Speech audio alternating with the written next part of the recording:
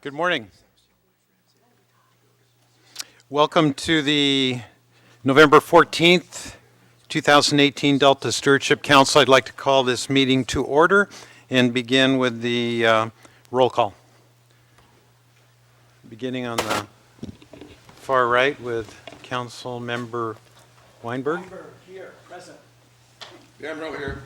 Moranian here. Fiorini here. Tatayan here. Simpson here. Very good. We have a quorum, and I understand Council Member Gatto is en route, so we will see him later on today. Next item is file item number 3, closed executive session. I expect that will take about 30 minutes, so we will now recess to closed session and be back somewhere around 9:30.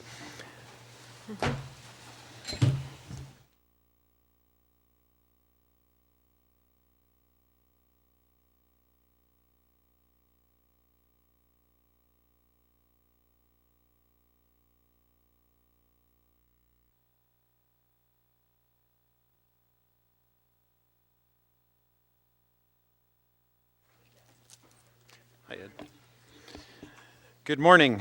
We are reconvening an open session. I have nothing to report out of our closed executive session.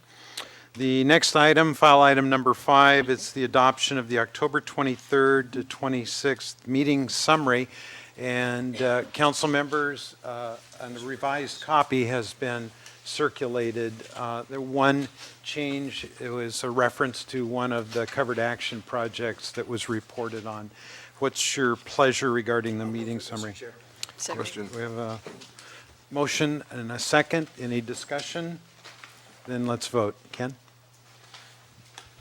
Weinberg, aye. Gamro, aye. Moranian I. Fiorini, aye. Tatayan I. Motion passes unanimously. Thank you very much. All right, on to file item number 6, the chair's report.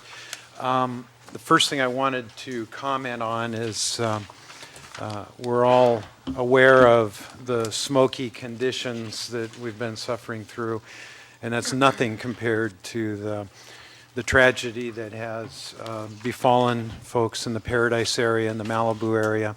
I just wanted to express our heartfelt concern to those who have lost or are missing loved ones as a result of this devastating fire in the Paradise area. The governor was on the television over the weekend with Cal OES and Cal Fire and local officials describing conditions, and I thought the governor used a term that makes a lot of sense, and that is that this is the new abnormal. The conditions of drought and it's just so sad to see the devastation that's occurred, and I hope that I hope the best for our firefighters and for those families that are mourning the losses. The next thing I wanted to talk about, we had the latest Delta Plan Interagency Implementation Committee meeting that was held in Sacramento on Monday, November 5th. It was well attended, a full agenda. I would like to call upon Amanda Bohl, our coordinator, to give you an overview and then also provide Dr. John Calloway and Skip Thompson, members of the DPIC, opportunity to share any thoughts they have. And Susan was in the audience. You may have some comments. So Amanda? Great. Thank you, Chair Fiorini, and good morning, council members. So as Chair Fiorini mentioned, the 10th DPIC meeting was held last Monday in Sacramento.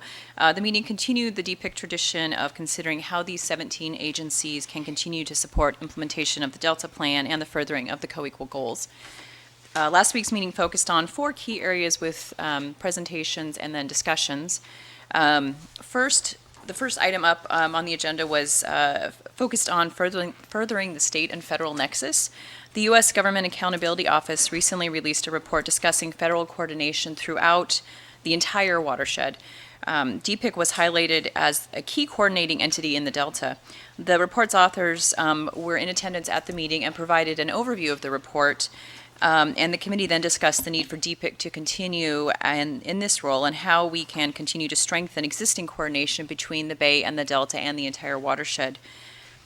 The second area of focus was on current restoration efforts. So Ron Melser from our staff provided an overview of the Delta Plan ecosystem amendment process, and then a representative from the Department of Water Resources was attended the meeting on behalf of the Resources Agency to provide an update on EcoRestore.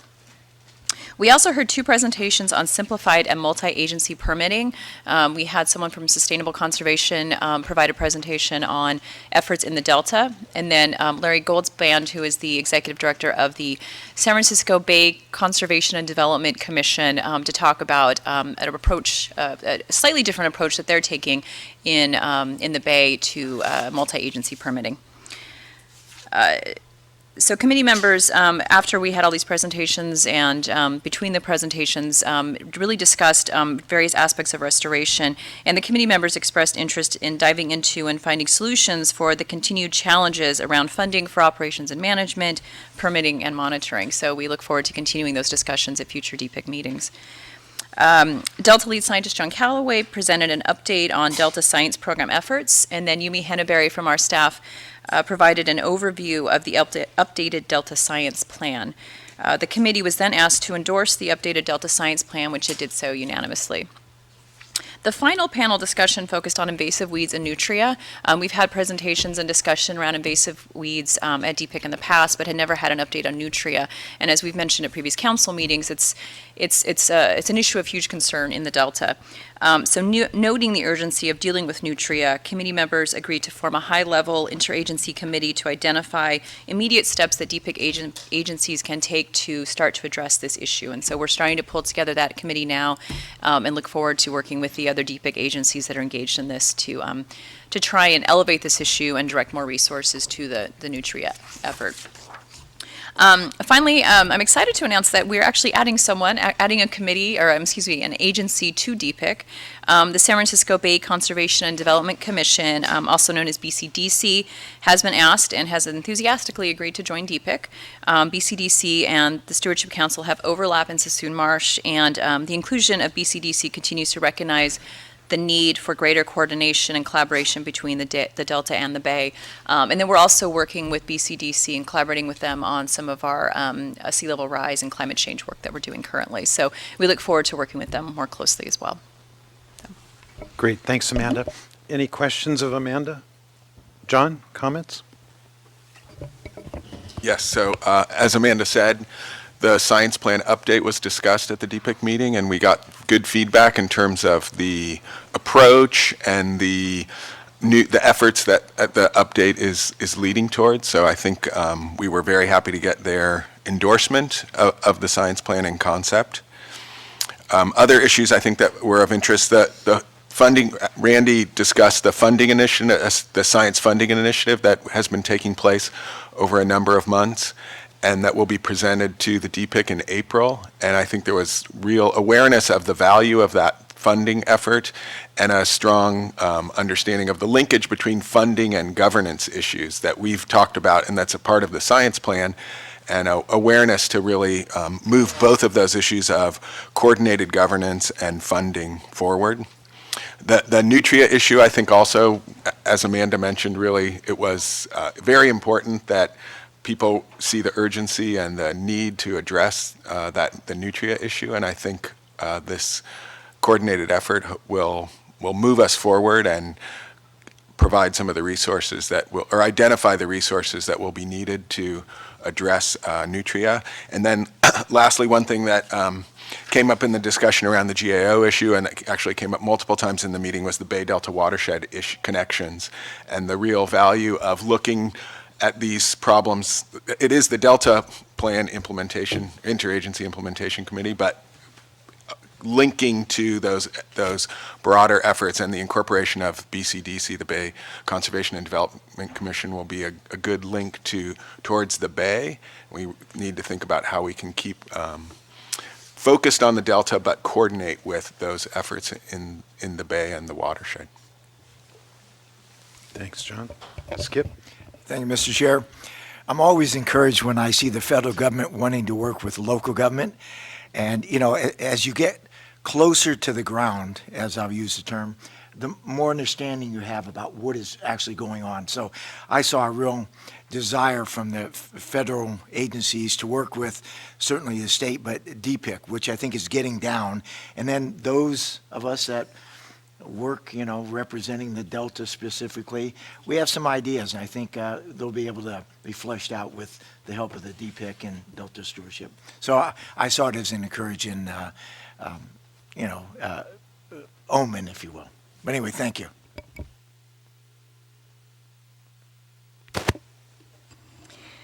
I have to say that this last DPIC meeting, I saw much more enthusiasm than I had seen at the previous one, and it was really heartening to see, as Skip said, the federal folks engaged the way they did. The only other item I heard, in addition to what folks have already talked about, is the desire for synchronized or more coordinated communication. The concept that if we're going to coordinate on the science plan, we should be coordinating on the funding stream, and our messaging should be, I didn't hear that the messaging should be exactly the same, but we should be checking in with each other about what we're saying about these projects that we're all working on. But it was a really good meeting. So this was the 10th time the DPIC has met. There's a handout, I think 6-8 page color brochure that has been prepared that explains the role of DPIC, and it describes some of the achievements that have occurred over the last 5 years. It's been an honor for me to be a part of this from the beginning, and I highlighted at the meeting Taryn Ravazzini, Jessica Law, and now Amanda Bull have been outstanding coordinators, and much of the success that this group has had is a result of the staff effort to organize, to help create the agendas, all the follow-through that occurs between the meetings. So I think I'm leaving this work in really good hands, and have appreciated the opportunity to serve. Any comments or questions? Any requests for comment on file item number 6? Great. Okay. Well, it's a good segue to file item number 7, council election of chair and vice chair. As some of you may know, my service here is term limited as your chair. No applause, please. I have a part-time role that will continue beyond the end of this year, but we need to select a new chair and a new vice chair. And this selection will become effective in January of this next year. So what is your pleasure? Councilmember Damrell? Mr. Chair, I would like to nominate for our chair Susan, our vice chair, who everyone has worked with. I think everyone admires because she has one of the most even-handed, approachable, thoughtful manner about her that makes her ideal for this position. In addition, you know, her background is pretty remarkable. I mean, she's held policy positions at DWR, policy positions at the Bureau of Reclamation, and head of the Nature Conservancy. I mean, that's kind of covers all the bases in a sense. So she has a great perspective and a marvelous way about her that I think will make a truly excellent chair for this organization. As an ancillary thought I had, I don't know if this is kosher, but I think continuity at this juncture in our history is extremely important. And I would like to nominate also Randy, our current chair, as vice chair, because I think working together with Susan, he can provide assistance and help in a variety of ways. And I think it really needs, I think now we really need that continuity. And I think that if we nominated both, and that's what I'm doing, as chair Susan, as vice chair Randy, I think it makes a lot of sense. So I don't know how to do this, Randy, but I would like to nominate both you and Susan as our chair, and you as the vice chair. That's my motion. Is there a second? Mr. Chair, yeah, I would like to concur with the comments that the judge made, and I would concur with, the continuity issue and how qualified Susan is to take this job, and the continuity with you being the vice chair. So I would like to second this motion. Okay, we have a motion and a second. We're going to take public comment if there is any after the council has. Ken, you look like you want to say something. Well, I don't know, do we need a motion to close the nominations? Let's, is there any public comment on the matter? All right, Motion to close the nominations? okay, and to cast a unanimous ballot, is that part of it? No? No, Okay. move, All right. move All right. Okay. the slate, the nominated slate of candidates. Okay, okay, nominations are now closed. First time ever, unanimous? Might be, do I have a second? So there are two motions, so you need a vote on the motion to close and Yes. then a motion on the judge's motion. I need a second for the motion to close. Second? Okay, we have a motion and a second to close the nominations. Any discussion? All those in favor say aye. Aye. Opposed, no? All right, that's so ordered. Now we're to the motion for nominating Susan Tatayan as our chair effective in January, Randy Fiorini as the vice chair.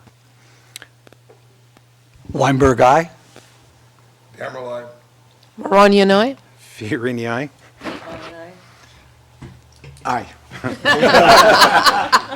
All right, all right. I had The- to, Red. the motion- The motion passes unanimously. Thank you all. And congratulations, Susan. Congratulations.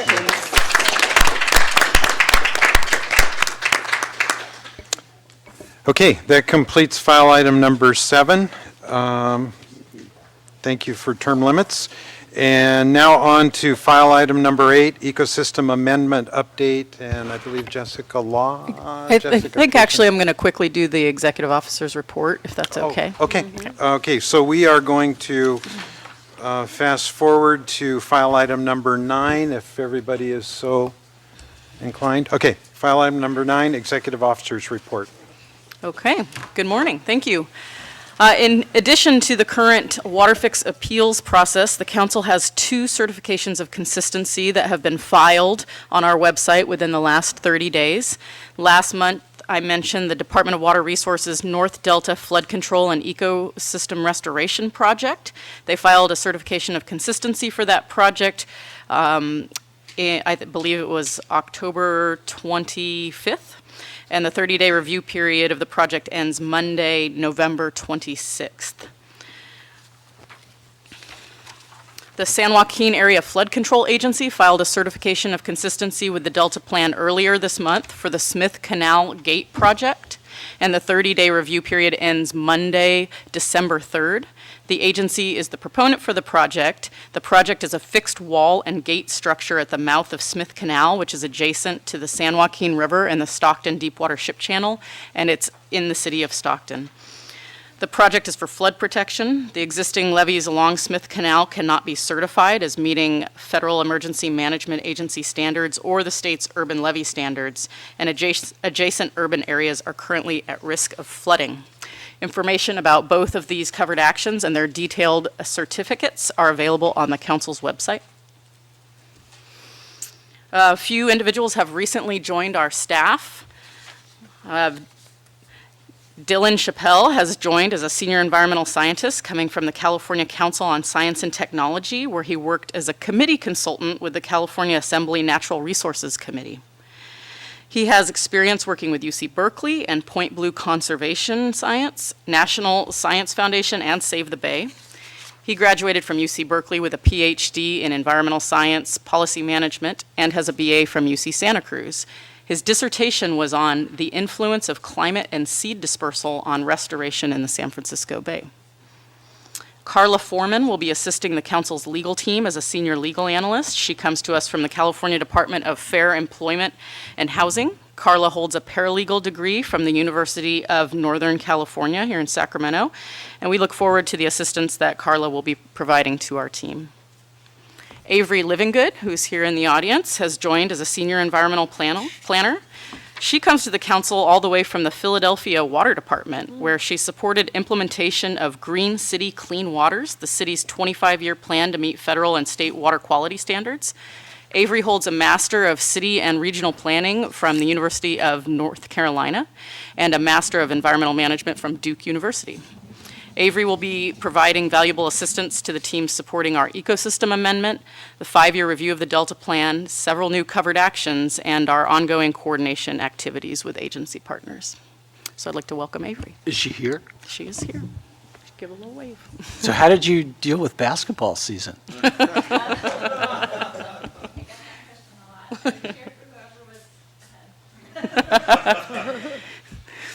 And with that, we do not have a legal or legislative report today, so I conclude my executive officer report unless there are any questions. Any questions of Jessica? Any requests for comment on this matter? Have we assembled all of the panel members, or do we need to go to lead scientist? Okay, we're good.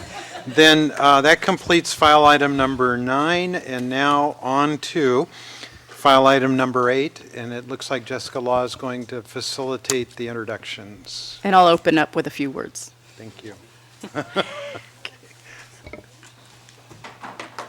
So previously, we briefed you on the science that we're relying on to propose changes to the Delta Plan's ecosystem chapter.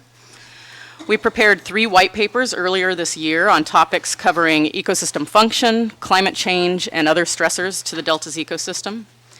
In August and September of this year, we described for you a potential approach to identifying and prioritizing the physical characteristics of habitat that we understand will achieve the ecosystem function necessary to fulfill the vision of both the Reform Act and the Delta Plan. Today, we will talk to you about logistics, the institutional challenges of restoration. In other words, why is it so difficult and time-consuming to get restoration projects on the ground? What are the political constraints, the legal constraints, the process or the bureaucratic constraints, and what are the opportunities? What strategies can the council and its partners undertake or promote to effect change through our Delta Plan amendment and through the way we implement the Delta Plan with our partner agencies? So that's what we'll explore today with an informative local case study to provide food for thought and learn from the unique expertise that comes from experienced practitioners. So with that, I'll turn it over to Jessica and Ron. Okay.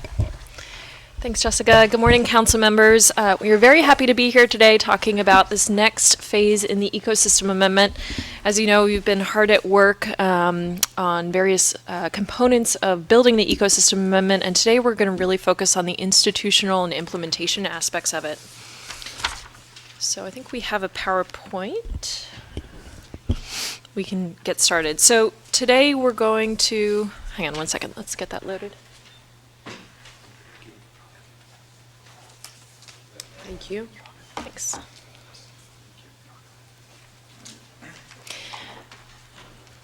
don't know if I have a clicker. Billy's on it. That's all right. So today we're going to talk about, review the progress to date and where we've been, and talk a little bit about where we're headed over the next few months. Thanks so much.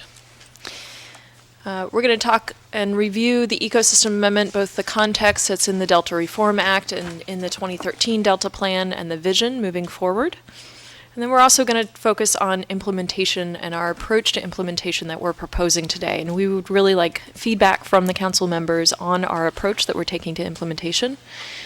And throughout this discussion, we're going to focus on the practical aspects and some case studies of restoration, both in the Delta and around the Delta, and look at really what it takes to get restoration projects in the ground and successful. So just a quick review of progress to date. So we've been working on this for about a year. We started out with listening sessions and outreach last fall, a presentation to the council on the scope of the amendment. Last February, we were really working hard on the synthesis papers and released a draft in February at a council presentation, and then also a workshop in Walnut Grove. March was the release of the 3 synthesis papers that have really helped lay the ground for best available science and implications and considerations for the policies and recommendations in the amendment. And then continuing on with presentations to the council in July, and then of course August and September, here we are today talking about the institutional and implementation aspects. And then we'll be back in February with a presentation to the council on the full draft chapter. So the next time you see material, you'll have the entire narrative and policies and recommendations and performance measures in front of you. Then next spring, we plan on doing additional public outreach, including a public workshop, and we'll continue to move forward the amendment process and initiate CEQA in early spring. So at August and September, the last council discussions, we really focused on the physical and priority aspects of priority aspects of restoration. So we talked a lot about tiering and sort of what it takes to do these really sort of large multi-benefit restoration projects. And when we discussed this, we asked the council to think about a few approaches. So the amendment is really taking an approach where we're going beyond mitigation and looking at restoration overall. We believe that this is what's required based on the Delta Reform Act. We're emphasizing ecosystem function, addressing sea level rise and subsidence reversal, and really trying to leverage recovery and conservation plans. Ron will talk about that a little bit more and talk about BDCP, and without BDCP, how the amendment plans on addressing large recovery and conservation plans. And then looking at restoration and conservation opportunity areas, building off of the work that the California Department of Fish and Wildlife has done on the conservation framework. At the September meeting, we discussed existing policies that are in the amendment and proposed changes. This is just a summary of the policies that we already discussed in September. So there is no change to 2 of them, ERR1 and ERP1, that have to deal with functional flows. We're proposing changes to ERP2, 3, and 4 to update map and technical information, including an update to an appendice. And then proposing that ERP6 be a new policy that really gets at that tiering and priority actions on the landscape.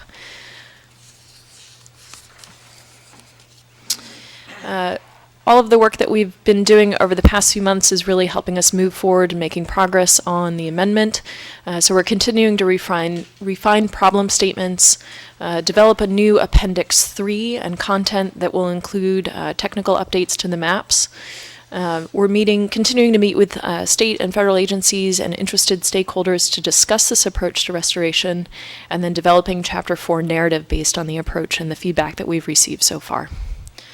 So that's where we've been. I'll let Ron talk about where we're headed next and what we want to talk about today. Good morning, Chair, council members. So, as Jessica said, previously we've been focused on the more physical aspects of the system and the priority actions where we have been in a space in the past month where we've been focused more on the institutional or bureaucratic aspects of restoration. These are, related to the governance and agency alignment and permitting, funding of restoration projects.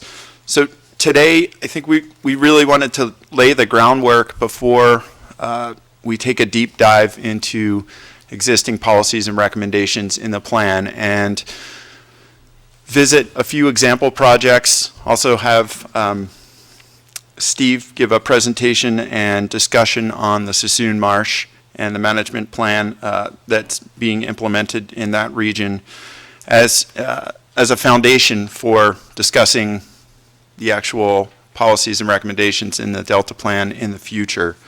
And this is a pretty complex, I think you all know, complex and important part of the amendment. I think the issues around governance and long-term funding are some of the more difficult issues to resolve and to really the crux, I think, as we see it, of the amendment. And so hopefully today's discussion really gives us a strong foundation and an understanding of the various aspects of this part of the restoration equation.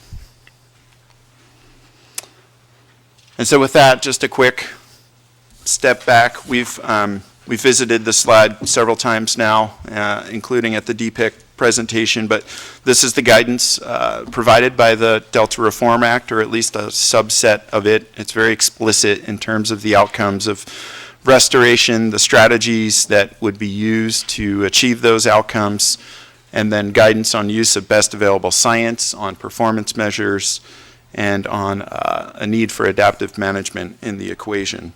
And so we are always starting from this point in working on the various aspects of this amendment. The other important foundational piece is the vision that the 2013 Delta Plan gives us, and again, that is a resilient and functioning estuary surrounding terrestrial landscape capable of supporting viable populations of native resident and migratory species with diverse and biologically appropriate habitats, functional corridors, and ecosystem processes. I think we've heard over the past several council meetings that we really need to walk this out and add definition to this. We're anticipating that our additions and proposed amendments on the physical aspects will really lay that out. So again, today we're hoping to touch on the institutional aspects that underlie achieving large-scale restoration, these Tier 1 and Tier 2 projects, as we've talked about in previous meetings. So in the current Delta Plan, we've also discussed prior that it was written in the context of the Bay Delta Conservation Plan with an expectation that that plan would move forward as an NCCP, a Natural Community Conservation Plan. It was focused on addressing both the mitigation needs for the state and federal water projects, but also it was intended to achieve recovery of the covered species, and it had actions within it that addressed that goal. So the Delta Plan really provided some high-level guidance on restoration and focused on really protection of the opportunity areas that were being studied through the Bay Delta Conservation Plan process. The BDCP gave us a set of agencies that were to implement the plan and the actions. It provided a pathway for funding. It provided pathways for permitting. And so it really put a lot of structure around the institutional aspects. And with the state's pivot to eco-restore in terms of the restoration aspects of the landscape, there's a gap currently in governance, in the long-term funding, in how we're looking at permitting. And so this is an aspect of the amendment that we've been really focused on working on developing content that would address that gap by the pivot.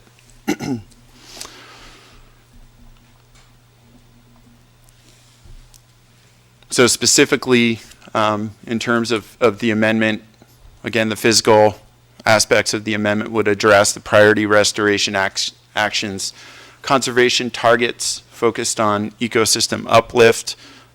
For that component of the amendment, we look to the recovery plans and existing conservation plans.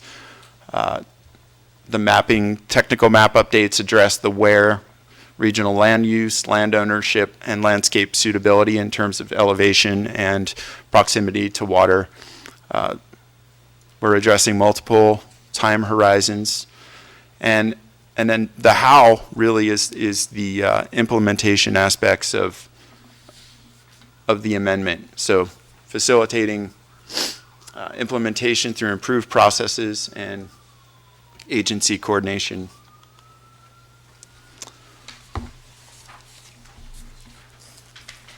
So wanted to take a step outside of the Delta. I think we spend a lot of time talking about projects within the Delta and also lots of focus on eco-restore. If we think about the Central Valley landscape, as we've walked out in the synthesis papers, this landscape really connects the headwaters in the mountains, the transition zones of the river systems, the delta, and out to the marine environments, the bay area, and then the pelagic environments offshore.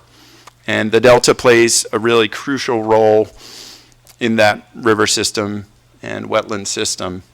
It's obviously the intersection of the largest river systems in the state, and there's been a lot of focus and some progress throughout the greater watersheds. I selected a handful of examples where Tier 1 level restoration is either has been implemented or is in the process of being studied and implemented. Many acres on the middle Sacramento River have been restored, floodplains reconnected. The Feather River has had significant setbacks of levees, and again, real focus on geomorphic process, on vegetation being reestablished. The Cosumnes River Preserve, the Middle San Joaquin has had specific restoration actions. We also look downstream to the Sassoon Marsh, the North Bay Salt Pond restoration actions, and the South Bay Salt Pond. So we've selected a few of these just to walk out a little bit in more detail. These are all, again, large-scale restorations with a focus on geomorphic processes, so river processes, wetland processes, and reestablishing vegetation, so true ecosystem restoration. So the first is the Cosumnes River Preserve, initiated in 1987. It's a large-scale collection of parcels focused on river and wetland ecosystems. At current day, it's on the scale of 50,000 acres, both within the delta and upstream along the Cosumnes River. So from an institutional aspect, interesting aspects about this are the partnerships that exist and the multiple agencies that both own land and engage in the all stages of the formation of the preserve. So study, acquisition, the restoration, and the long-term management. The preserve is currently updating their management plan through a collaborative effort of multiple agencies. The preserve has a rich history of addressing uncertainties through experimental restoration and monitoring. It really is a pillar of understanding uncertainties and exploring ways to perform adaptive management. Issues have been addressed, such as mercury and vegetation dynamics, non-native species management, and then modeling of specific species. The council has heard from various researchers on exploration of how fish are responding to floodplain restoration there. And birds and mammals have also been explored and studied on the preserve.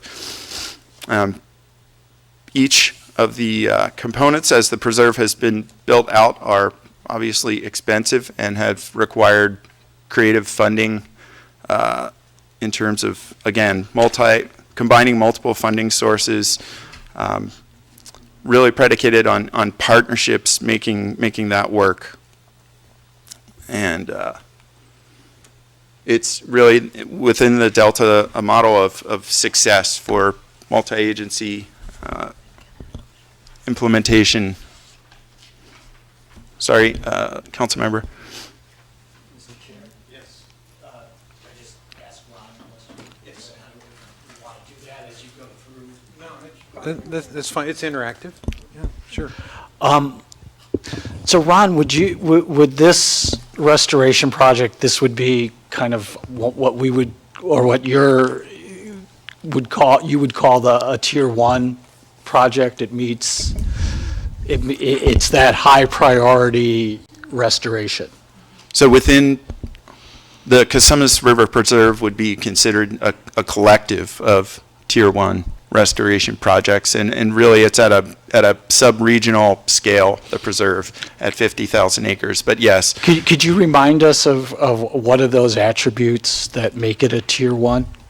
So stepping back to our previous council meeting, tier 1 projects include the restoration of physical processes and biological processes, so things such as floodplain inundation, erosion and scour of natural channels, the reestablishment of native vegetation. They're large scale.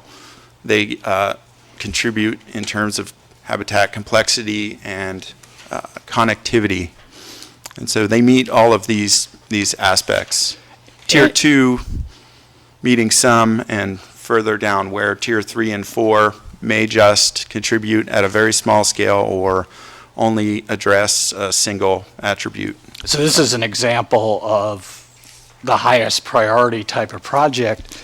And the objective of this project, I mean, it's sort of, what was it aimed at?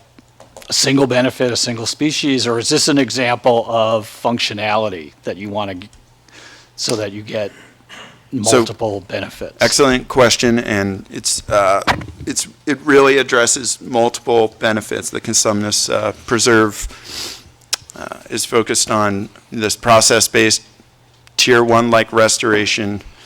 There are managed wetlands and agricultural operations that support activities at the preserve, so they generate financial revenue. They also support wildlife species, and so wildlife-friendly agriculture is an important part of the preserve as well in terms of its meeting its conservation objectives.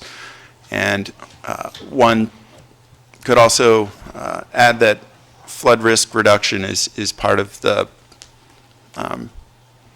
benefits of the preserve in terms of the changes to capacity of the river systems by removing levees. Is there a single success that we've seen out of this in terms of, what, has it enhanced the food web? Is that the main, or is it provided, shelter from predators, or how would you frame some of the major achievements that we should note on the project, this project, or projects like this? So I think it's supported by many stakeholders and has really engaged society and become an important part of the tourism and recreation in the Delta. There are many benefits from an ecological standpoint, both to the salmon populations that exist in the Delta, the bird communities, both the native bird communities and some of the more rare endemic species that would have bred in the Central Valley, but then also the wintering waterfowl and cranes. So ecologically, it's a really important location on the map. And then again, in terms of the flood risk reduction, downstream is not a very heavily populated area, but nonetheless, the projects such as McCormick-Williamson and Grizzly Slough have a flood management objective to them, and so that is a successful implementation of a multi-benefit project. And you mentioned mercury reductions or uptake of mercury. And so again, from an adaptive management and a science standpoint, I always like to think about adaptive management as we're focused on two things. One, learning how to do restoration better, and then also understanding if we're meeting our objectives with a given project, with maintaining the durability of that project. And within the Cosumnes, there's been learning on both fronts. And so specifically on how to do restoration, one of many studies has addressed the impacts of mercury becoming available to species and what types of land use practice can remediate or address that issue. And so I think from a adaptive management aspect, much of what we understand about riparian systems in the Central Valley, the Cosumnes has contributed significantly to that. Okay, no, thank you. I have a question, if I may. My question might have, Ron, maybe a larger context, and I hope that it's relevant here. But, you know, we learn about all this stuff, and then we took a tour of the Delta, and it might be a question of governance too, I don't know. And then we hear, you know, in the Delta that, on the tour, in the boat, that that steelhead bass is being introduced, and then there's fishing magazines who advertise that, and what they do to the salmon right before the screens, and, you know, we went to the forebay. And I'm just wondering, all this, I'm sorry? Closer, yeah. Can you hear me? Yes. Yeah. So I'm just wondering that, you know, when we hear all these reports here, and then we go out and we see that, it might be an issue of governance. It sounds to me like, okay, how do these two come together? And how does all this big research that we do here and all these plans and everything translate into real world where, you know, the fishing magazines do that, and whatever body allows the introduction of steelhead bass, and what happens to the salmon? Can you shed some light on it if possible? And I know it's a larger context of a question, but I think I'm just feeling like we're responsible to at least ask some of those questions. Sure. So one thing we need to remember is that the estuary is one of the most well-studied estuaries. It's also significantly impaired in terms of the attributes that we've been talking about in the tiering system. So both the connectivity between water and the landscape, the levee systems have really, and the reclamation of the land has disconnected the river system from the landscape. The other is the extent of habitat and native vegetation. So these are the core strategies of the Delta Plan, the land-water connection, the hydrology, the native vegetation, so the habitat core strategy. These are really significant impairments and reduce the area available to wildlife. And in that context, stressors such as predators, non-native species, water quality become really important because there's such little ecological space or such little habitat for the species to capitalize on. Their populations are reduced due to those more legacy stressors.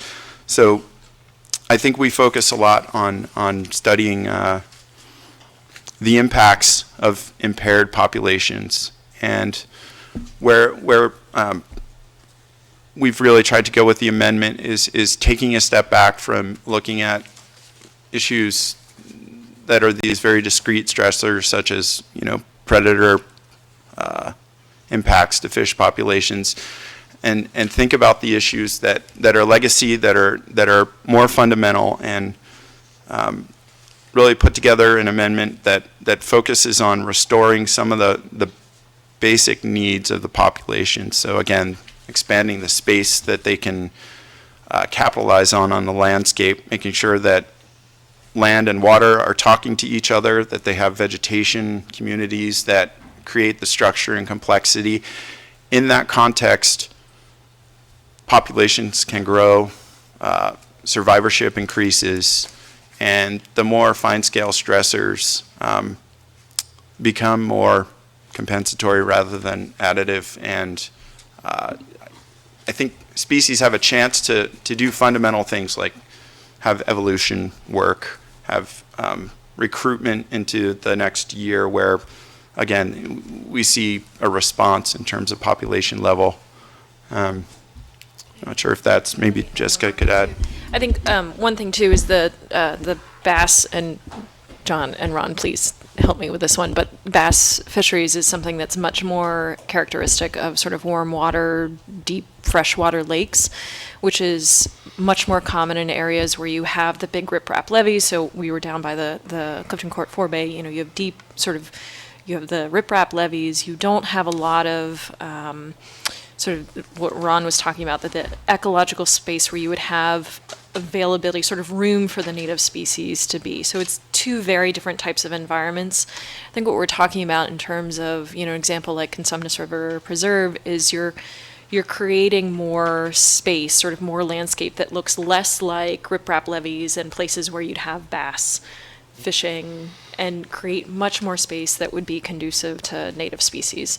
So it's sort of, what we're talking about is very much sort of landscape change, moving from one habitat type to a different habitat type. And when you move from one habitat type to another, you create the ability for native species to thrive. Does that help? It does help, but my question still is that we can do all this, and there's overriding factors that no matter what we do, it doesn't help. I want to know where is our reach of governance, that after doing all this, at the end of the day, we do all this and we still don't get results because they're overriding negative factors. And is this one of those? And I'm unclear on it, that I appreciate all this and I think we're doing a great job and we should do it as a body. But then how do we really fight these overriding factors? That's remains a question for me. Could I just follow up with that? This is an example of remarkable success, the Consumnes River Preserve. And I note that the ownership of the land is in private, public hands, federal, state, local government. There must be a secret sauce in how you put this together. In other words, I'm talking about governance, just exactly what I think Maria was referring to. I mean, how did you knit this together in a coordinated effort to do just what you said you did with this preserve? What's how did it happen? And to be clear, I'm not taking credit for the Consumnes River Preserve. This is a model of success, and we want to replicate that success. Exactly. Yeah. This is the key question. And wait, do I get an answer? Yeah, Susan has I'm an going to interest in the I'll reason. offer perfect. an Thank you, answer. I was not at the Nature Conservancy at the start of the Consumnes River Preserve. My understanding is there was no secret sauce. The biologists and ecologists at the Nature Conservancy at that time, and even during the early 2000s, did what they called conservation action plans. And what that means is they looked at a map and they looked for what levels of biodiversity exist where, and what are the threats, and what would the enabling conditions be to bring those habitats to a condition that would improve species viability for many species, not just fish, not just birds. And so the Consumnes is one of the few areas in the state where you don't have a dam controlling the flow regime. So it was a little bit more natural to begin with. And they worked through grants and private donations and willing landowners and the Bureau of Land Management, and the evolution of the preserve happened over a couple of decades. And it's just I don't know that there's a secret sauce, Judge, but I know that there were a lot of people on board with the concept of preserving this stretch, because it not only provides habitat, but it also provides functions such as floodplains. So you get both the benefits for birds and the benefits for fish, although there haven't been many benefits for fish lately. And the agencies, my understanding, I wasn't there, but my understanding is that the agencies actually gave grants and even in-kind services, and the Nature Conservancy worked very closely with the agencies. And in fact, the Bureau of Land Management is one of the more strong and assertive agencies that believes that this preserve needs to continue, along with the Department of Fish and Wildlife. But it was really a remarkable combination of creativity and people going after funding and individuals at agencies that championed and wanted this to happen. And Just want to, Frank. I just wanted to go back to Maria, your question, which I kind of understood as, if you do all these things, is it success, or are there other factors that can work against that? Overriding. Yeah, and I think there are, like water temperature. I mean, you could do all this and then. But water temperature is something that you don't control. But That's this right. is, Yes. Again, goes back as a governance issue. As a council member, I'm on the boat, and I'm thinking, how discouraging. We're sitting here doing all this, learning all the science, and then we get here, and then somebody does this tour and says, the salmon gets slaughtered here because of the fish, and I'm like, so what do we do about that? Or again, goes back to a governance issue. Maybe we believe that we are in the governance model, we don't have access to that, we can't do that. The sphere of our decision-making doesn't get there. Right. But it's very discouraging to be on that boat and see all that and come back here and hear all these great things we're doing. Right. But at the end, I don't want to simplify it, but you almost think, how much does it matter then? Right. Anyway. So, no, I think you're bringing up some really important points, and the context, sort of the way that we frame those overriding considerations is, one, through adaptive management, right? You set your goals, you work towards achieving those goals, and then you look at the factors that either are outside of your control or within your control, and you manage to the ones that are within your control. I think that's one way. Once a project is in the ground and you start to implement, you're able to start to manage those factors as they come in and as they become significant. I think the way that we're looking at the amendment right now is, these issues of partnership and leadership. So in all of these examples, we've got a few more to go through. There's definitely sort of a magic that happens when you have the right partners together, you have the right sort of political environment, and there's a synergy that's really created, sort of the right place and the right time. So that's a factor that necessarily we can't necessarily control, but we might be able to influence.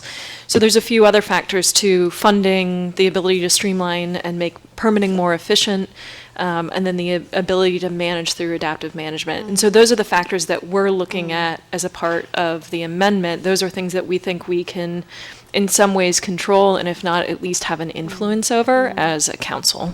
So is it fair to say then that we are here to pretty much control the stuff that has to do with natural progression of things, and then there are overriding factors that we can't do anything about it, no matter how detrimental they are to the life of the ecosystem or the delta or the species? Yeah, I think as staff, what we're proposing is that there's two ways that the council can help control some of these factors.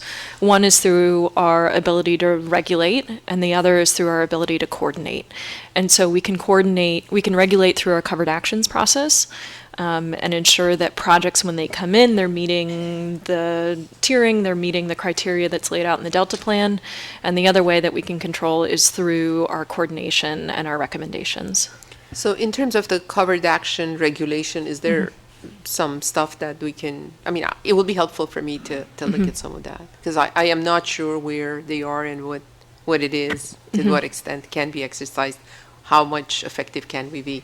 Maybe just because I don't know about it, but it'll be helpful if I can sit with one of you and help me out to see what is the regulatory aspect of what this body does. Okay. Thank you. I think two things coming out of this. One, a lot of the emphasis and the basis of these questions is getting at what are the drivers of change and the stressors on the system that we're trying to address. Jessica, I would recommend that we provide the council with the 2011 Independent Science Board's report on stressors. I think that'll help to provide good perspective on the types of drivers of change. You've touched on 2 or 3. I think there's about 20 altogether. Well, and even more recent would be our white paper from earlier this year that touches on some of those issues as well. I think that would be some good foundational information. And then second of all, I think a briefing would be in order. The rest of the presentation is going to focus on some successes. And in particular, no pressure on Steve, but there's been some great successes in the Sassoon, and Steve's here to talk about the opportunities and the challenges that he's observed in his tenure there. So I think maybe it would be a good time to let Ron just race through the rest of the... Sure, and I understand, and I don't want to take more of the meeting's time, but I understand the science side of it and the importance of this and all that. At the same time, I understand, and I'm thinking that no matter how much the science does, if the regulatory limits of, this body doesn't allow, maybe, there isn't much that you can do on the other side of this, and you can do small steps in, as you said, restoring, but you can't do anything about, salmon being eaten by the bass at the forebay, So I'm just trying to get the lay of the land there of, how much science, how much regulatory, and how do you really make an impact to the extent you can. Appreciate that. And just one more time, I'll try with my point. The real constraint on species, and so salmon, is a lack of habitat. They aren't able to reach 80% of their spawning grounds due to dams, and below dams we have a levee system that really constrains their rearing habitat. So as they're out migrating, they're not able to grow to the extent that they would have historically. And so reestablishing that connection between land and water, and within that having native vegetation that creates an active food web, structure, refuge for the species in terms of their outmigration. Those factors grow more fish, and the fish are bigger. And we've shown that at Cosumnes River Preserve. I say we, the science community has shown that. These are the changes that are needed such that the fish have a chance of surviving, of navigating the delta, of surviving the depredation. Both an increase in numbers and an improvement in their condition as they move through the system. And so I take a little more of an optimistic lens. The predation issue, it's an issue. It's especially important now where we have really reduced population numbers and the fish are in poor condition.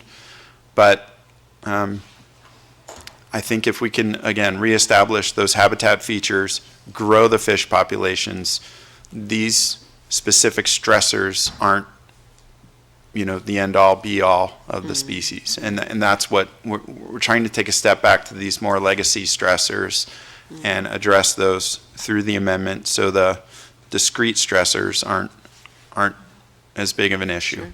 Thank you. So. Thank you. Mr. Chair. Yes. Very quickly, Jessica mentioned something that I'd like to change direction a bit.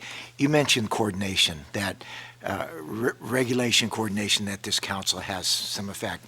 Now, as I was looking through the staff report, you talk about how the Delta Plan in 2013, when it was adopted, it was a more regional approach, and now we're taking a more focused approach on different projects.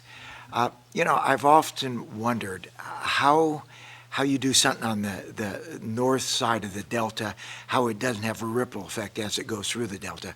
How are you going to focus on different projects and how they actually improve or restore the delta? How are these coordination efforts on the council's part going to be effective? How do you even know all the different projects and how they have an impact, negative or positive? So I think that the question that you're getting at is really, it comes to governance, right? How do you measure success, right? How do you ensure that the regions have engagement from sort of local, state, federal that are really inclusive? How do you ensure that there's funding for either individual projects or regional projects? How do you assess the and ensure that impacts of one project aren't precluding the ability of another project to perform? And I think all of those questions are really important, and one of the approaches that we're proposing is that you really need to be looking at things at a regional scale. The delta is very large. It has lots of sort of smaller sub-habitats within it, and there's big differences between South Delta and North Delta and what's possible there in terms of restoration and project types. So the approach that we're taking is one where we're proposing that different project types are applicable within different regions of the delta. So it's not a one-size-fits-all. Tidal marsh habitat within the central delta might not work because of subsidence, and but it might be better suited to other areas within the delta. So I think when we go through and start to talk about some of the governance approaches that we're looking at, I think that'll help answer, hopefully it'll help answer your question about sort of the approach to implementation of these projects. Okay. Yep. Thank you. Okay. Thank you, Mr. Chair. Great. So I'll visit two other examples briefly. This has been a really good discussion that really hits on many of the aspects of these projects.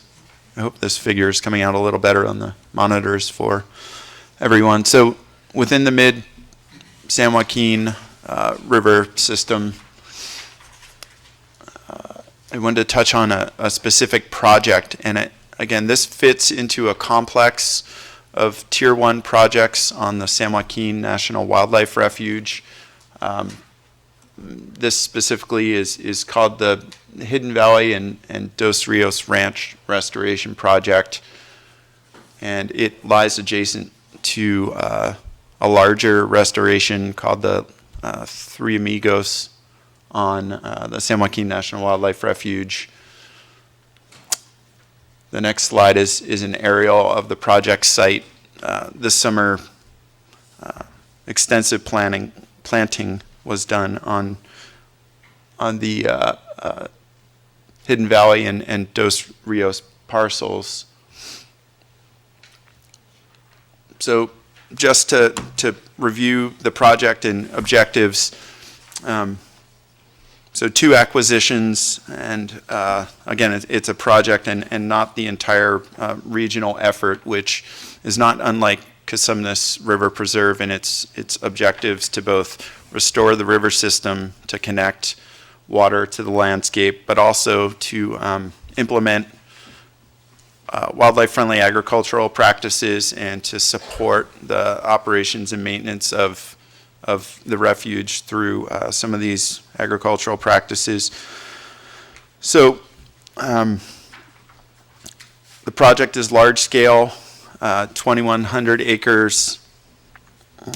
It's contributing to the greater region, which is approaching 10,000 acres of restored land. And similar to the Cosumnes River Preserve, there's a consortium of agencies, both public and private, that are working together to build upon the complex of properties within the refuge.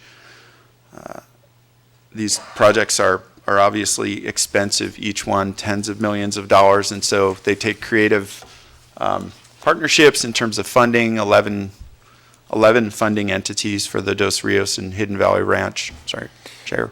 Ron, do you have reverse on your clicker? Yes. Can you go back to 19?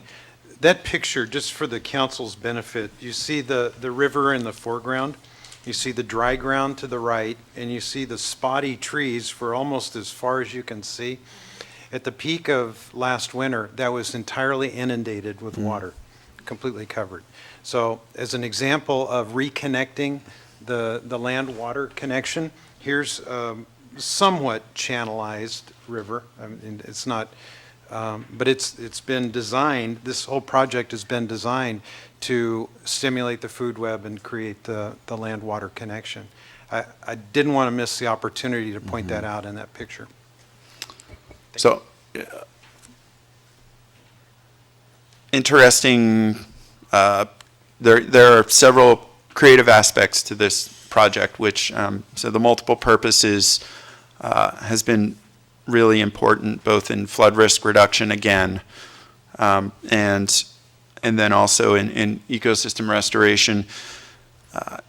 Part of the Dos Rios and Hidden Valley Ranch project objective was also to create mitigation credits for flood system repair work, and so those are available in the San Joaquin Valley for entities that are undertaking improvements to levees or bank protection facilities. And again, similar to Cosumnes River Preserve, it's been a long-term effort where leadership and a focus on restoration has been underway by multiple agencies, and there's been diligent work on stepping through permitting processes and good progress just over the past several years in terms of implementation at this site.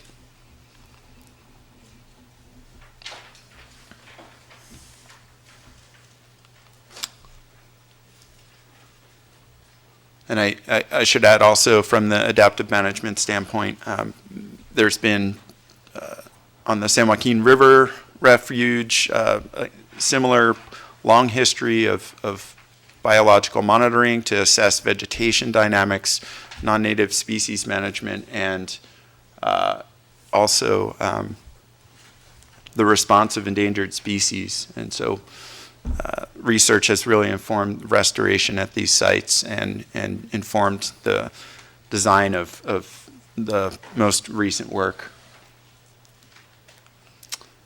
And the last large-scale regional project is the South Bay Salt Ponds. I could say a few things, and then maybe Dr. Callaway could add if he has other thoughts, but also large-scale multi-objective project focused on, again, connecting water and the landscape, reestablishing complexity and native vegetation and connectivity. It's large scale in nature, 16,000 plus acres, and a similar consortium of multiple agencies and creative funding from multiple sources, both public and private partners, and then federal, state, and private funding, and a real focus, again, on restoration as the project purpose. And the last, maybe, again, just touching on adaptive management, there's been experimental design in the implementation of in the design of the restoration to date. It sounds like implementation is initiating at this point. Yeah. If I may ask. Sure. Ron, from the layman's perspective, mine, as you move from left to right, the second photo looks healthier than the one on the right. So kind of share with us which one is the healthiest I can system. share. I can share. So I've been involved a lot with the Salt Pond Project, and those pictures, the plant there is just a tiny little annual plant, and in September it's really big, and then it dies back in the winter. So it hadn't come in as much in May. in the spring in the second picture there. But it shows you how the vegetation came in pretty dramatically, much more quickly than anyone expected, and creates the kind of interface like we've been talking about of the land-water interface that's really critical. So within just a few years, there was a pretty dense vegetation. The scale is hidden there. That creek is only probably as wide as this table. So it probably looks much, much bigger than you think. And one thing I was just telling Jessica is those pictures were taken from a kite. So they were taken before drones. 2010 was before drones were widely available. And a professor at Berkeley who was really into local aerial photography learned how to fly kites and float his really expensive 35 millimeter camera off the kite and take these really detailed pictures that were really valuable in as much as the science in showing people how things were changing. But a few other things about the Salt Pond Project, like was mentioned, it definitely was multiple agencies. It was state and federal agencies. It was huge scale, as Ron mentioned. So the orange ponds there are still owned by Cargill and are managed for salt production, but the blue at the top and the green at the bottom were all purchased and are targeted for restoration. I'd say compared to the Delta, it definitely is a huge scale, 16,000 acres. It's the biggest restoration project, single restoration project on all of the Pacific coast. But it's much simpler than the Delta. There is an agricultural issue, so Cargill, who owns the land, always talks about farming salt, and they talked about the family farm salt production and that they gave up. But there wasn't, I think they realized the value of their land as salt production was minimal, and the state and the feds purchased the land for a significant amount. So actually, Ron, if you go to the next slide, some of the things that Ron mentioned in terms of definitely large scale, definitely tier one in terms of linking up physical processes and connecting the bay to the land. It will more than double the acreage of tidal marsh in the South Bay, so it's an enormous landscape scale effort, but something similar that we have opportunities for in targeted locations within the Delta. The objectives that they were trying to achieve, or that they are trying to achieve, are to restore habitat, to maintain or reduce flooding for adjacent landowners, and provide public access and education. So it's relatively, simpler in terms of the focus. There's definitely an endangered species aspect, but there's not so much emphasis on fish. The water quality and the water flow issues are much simpler than in the Delta. Ron mentioned the research and monitoring components. So I think one really valuable thing about the Salt Pond Project was up front they identified what the real uncertainties were and what challenges there are in doing these kinds of projects up front. The uncertainties were mercury issues, so there's lots of historic mercury in the sediment. And then the balance of how to do the restoration. Should it be all marsh? Initially everyone said just break open all the dikes and let it all turn into marsh. And then a lot of people said, well, what about the ponds provide a lot of benefits for fish, for birds, and for other things, so we shouldn't restore everything. We should think about a balance. But what balance is necessary, no one really knows, and so they're using adaptive management to guide that. And then also the other big uncertainty was the sediment, and if there is enough sediment to build up all those areas, because it's not as bad as in the Delta in terms of subsidence, but many of those areas are subsided anywhere from a foot or two to 3 to 5 to 6 feet. So how quickly it will build up, the picture shows you it actually built up much more quickly than anyone thought, but still there's uncertainty as you move forward. So I think in addition to our role in terms of coordinating approaches, coordinating science and identifying those uncertainties and moving the ball forward in that realm is something important to think about. And it does have a lot of public support. So there was $100 million that went to the purchase of the lands that Senator Feinstein was really instrumental in making happen. And then even more so, more recently, the local proposition, Prop AA, that the local communities, the 9 counties around the bay agreed to tax themselves to provide funding to support restoration around the bay, and that's provided enormous amounts of money, not just for the Salt Pond project, but for overall restoration. And that really is, something that the long-term funding is really critical. So I think those are all the things I wanted to add, Ron. Thank you.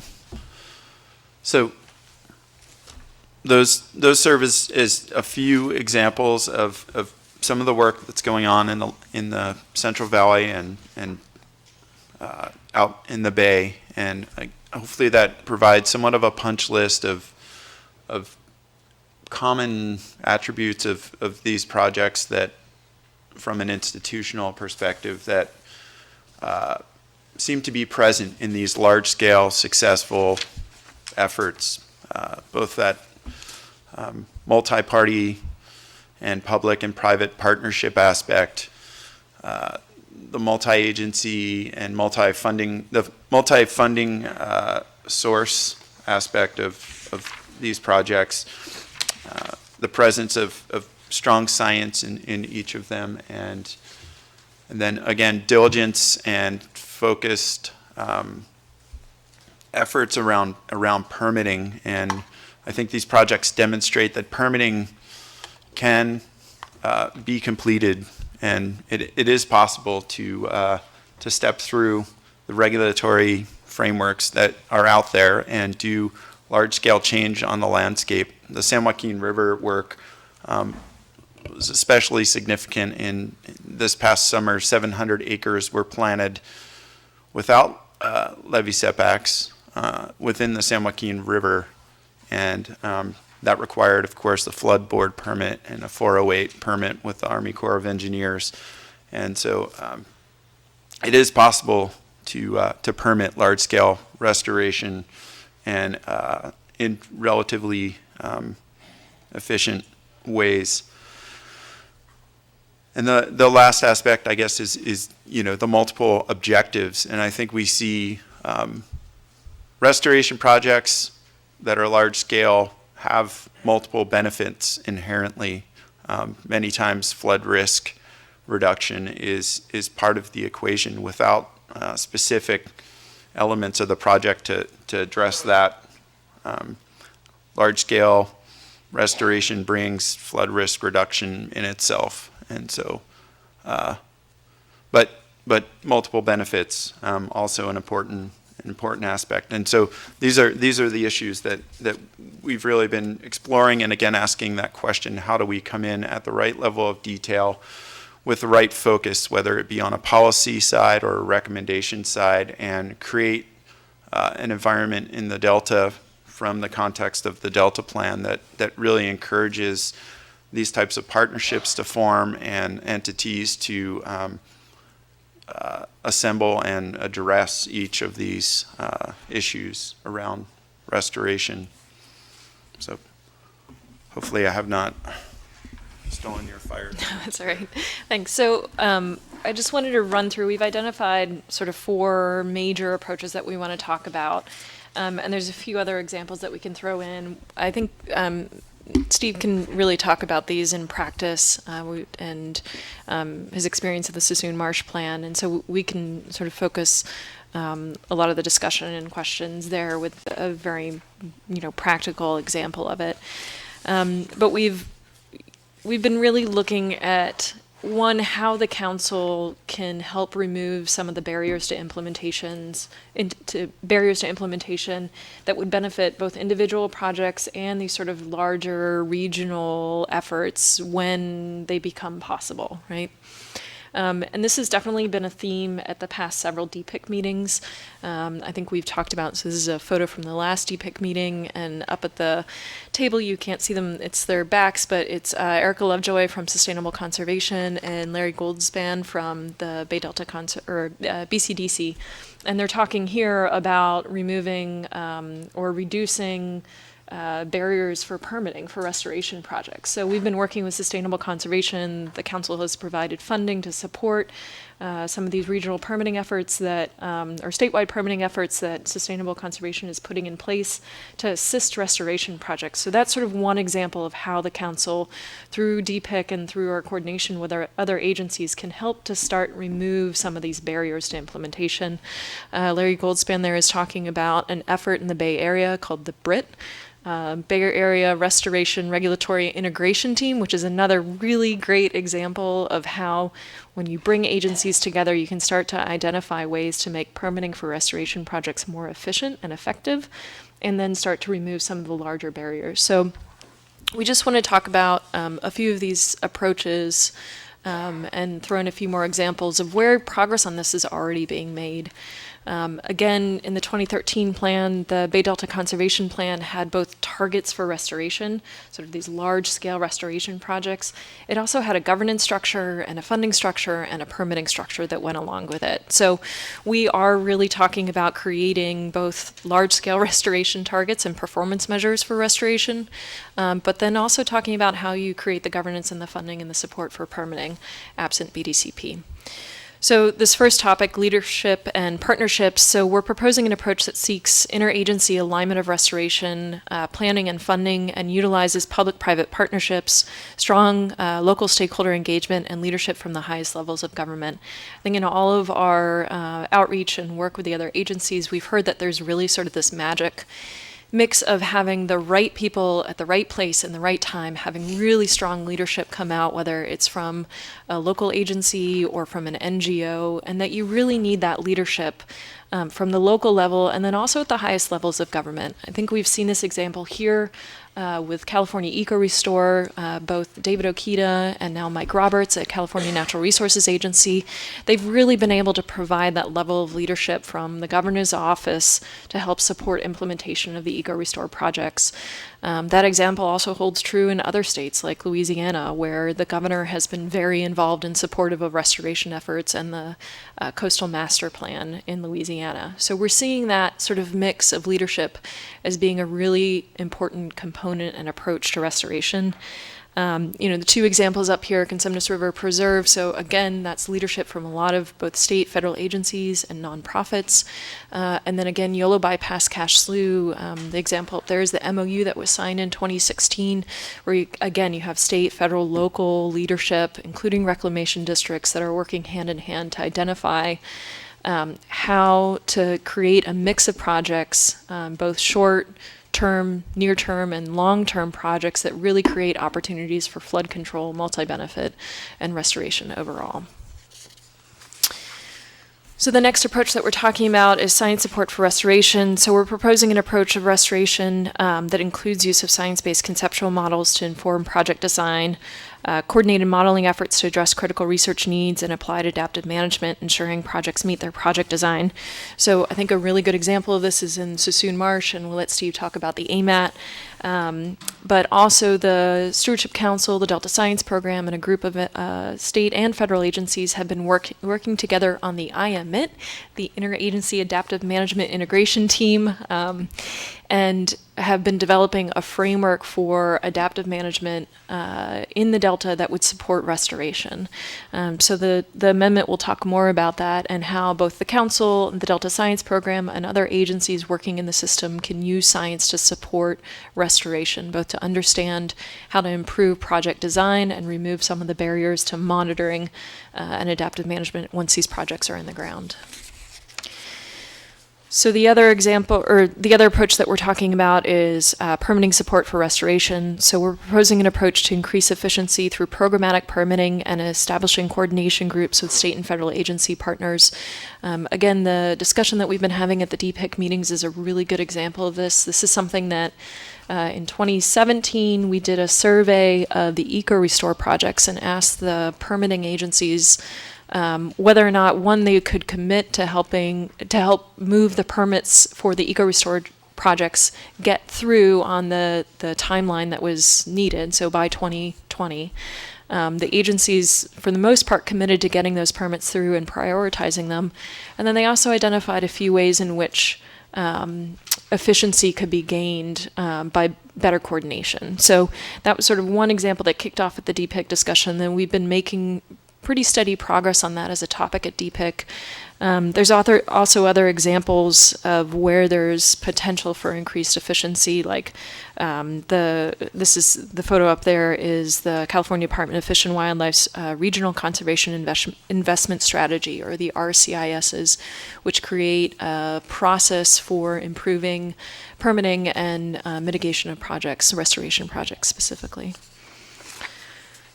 And then I think the final approach that we want to talk about and just is long-term funding. So funding is always an issue for restoration projects.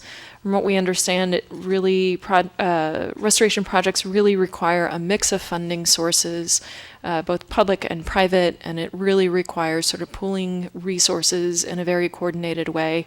The chart that's up here shows sort of an estimate of what the gap is for restoration funding. So the Public Policy Institute of California came out with an estimate that was, around $5 billion in terms of restoration funding that was needed. The BDCP estimate was around $4 billion, and by our estimate, the statewide funds, both Prop 1 and Prop 68, we have about $1 billion that's available right now. So there's really sort of a tremendous gap. This is not a gap that's filled overnight. This is one of the estimates when you talk about Measure AA in the Bay Area. It was a 10-year process to get that measure put together and passed. It was a lot of really diligent work by the San Francisco Bay Restoration Authority to both identify what the need was for restoration funding and then to be able to propose the appropriate method to fund restoration. So Measure AA is a $12 per parcel tax, and it provides several $1 million in funding per year. I think it's about $50 million per year in restoration funding, and that will fund restoration for about 36,000 acres. So we're actually working and meeting with some of the folks in the Bay Area that have helped put that measure in place and who understand the economics behind what it takes to fund restoration. And I think there's a lot of examples and sort of analogies between how you need to fund restoration and what the cost benefits are, and how you start to estimate what these things cost overall. And there's a lot of analogies between funding in the Bay Area and what could or couldn't be possible in the Delta. But overall, funding, both long-term funding and then funding for operations and maintenance, is a huge gap. And so we're starting to look at, and that really requires coordination across the agencies to look at what's available, dedication to keeping those funds coordinated so that you're really looking at the highest priority projects. And that's an avenue that we're working on and thinking about as an approach to the amendment. So. I have a question. Yeah. May I? Yeah, it's discussion time now. Yeah. First of all, it was a great presentation. I just want to make sure Jessica and Ron, it was really good presentation.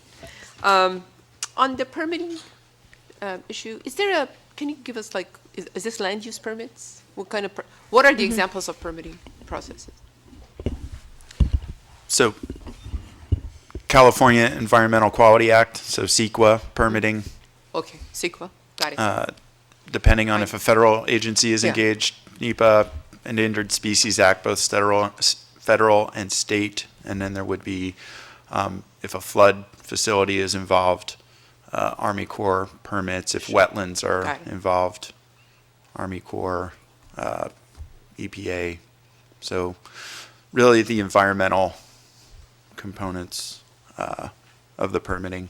And us overseeing that, because these are, they have to do this no matter what. If it's CEQA, NEPA, and Army Corps, they have to do it.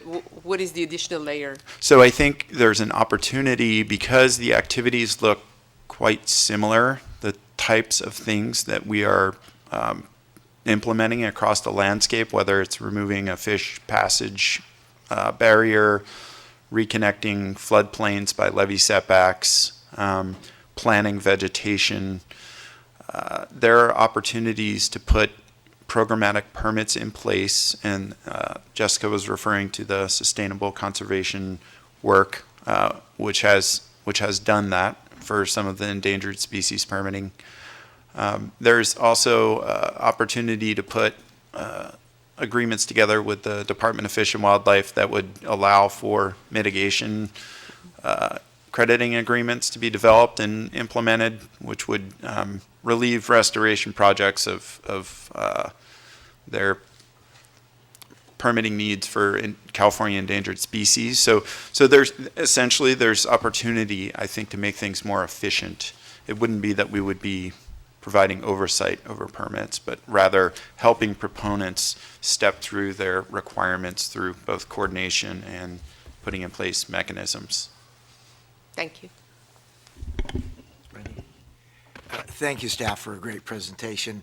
You know, and the two issues of funding and permitting don't stand by themselves, because obviously if it takes a couple of years to get something approved, that you may have funding to start with, but at the end of 2 or 3 years, your funding lacks because of time. And so I'm very happy to see that we're thinking about coordinating and getting a permit that could be used for several different projects, be it very similar.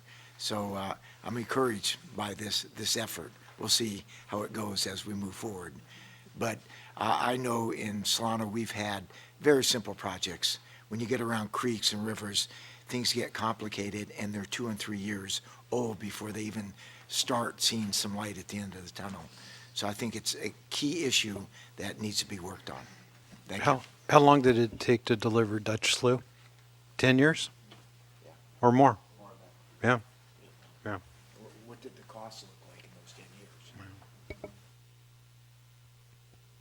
years? Yeah, just to echo the assessment of a great presentation, this is really helpful, and I think it gives us an idea of how complicated this is and how many items and issues you have to focus on. I think I'm hearing questions from the council, and I do have the same questions, and some of us haven't been involved in sort of regulation versus policy versus recommendation. And maybe it gets to, hey, really what are we trying to accomplish here? Because there's things like partnerships and leadership, you can't regulate that. And I think but you can, what can we do? We're not project proponents. A lot of what we do is persuade, convince, but you can require science support for restoration. That could be a policy that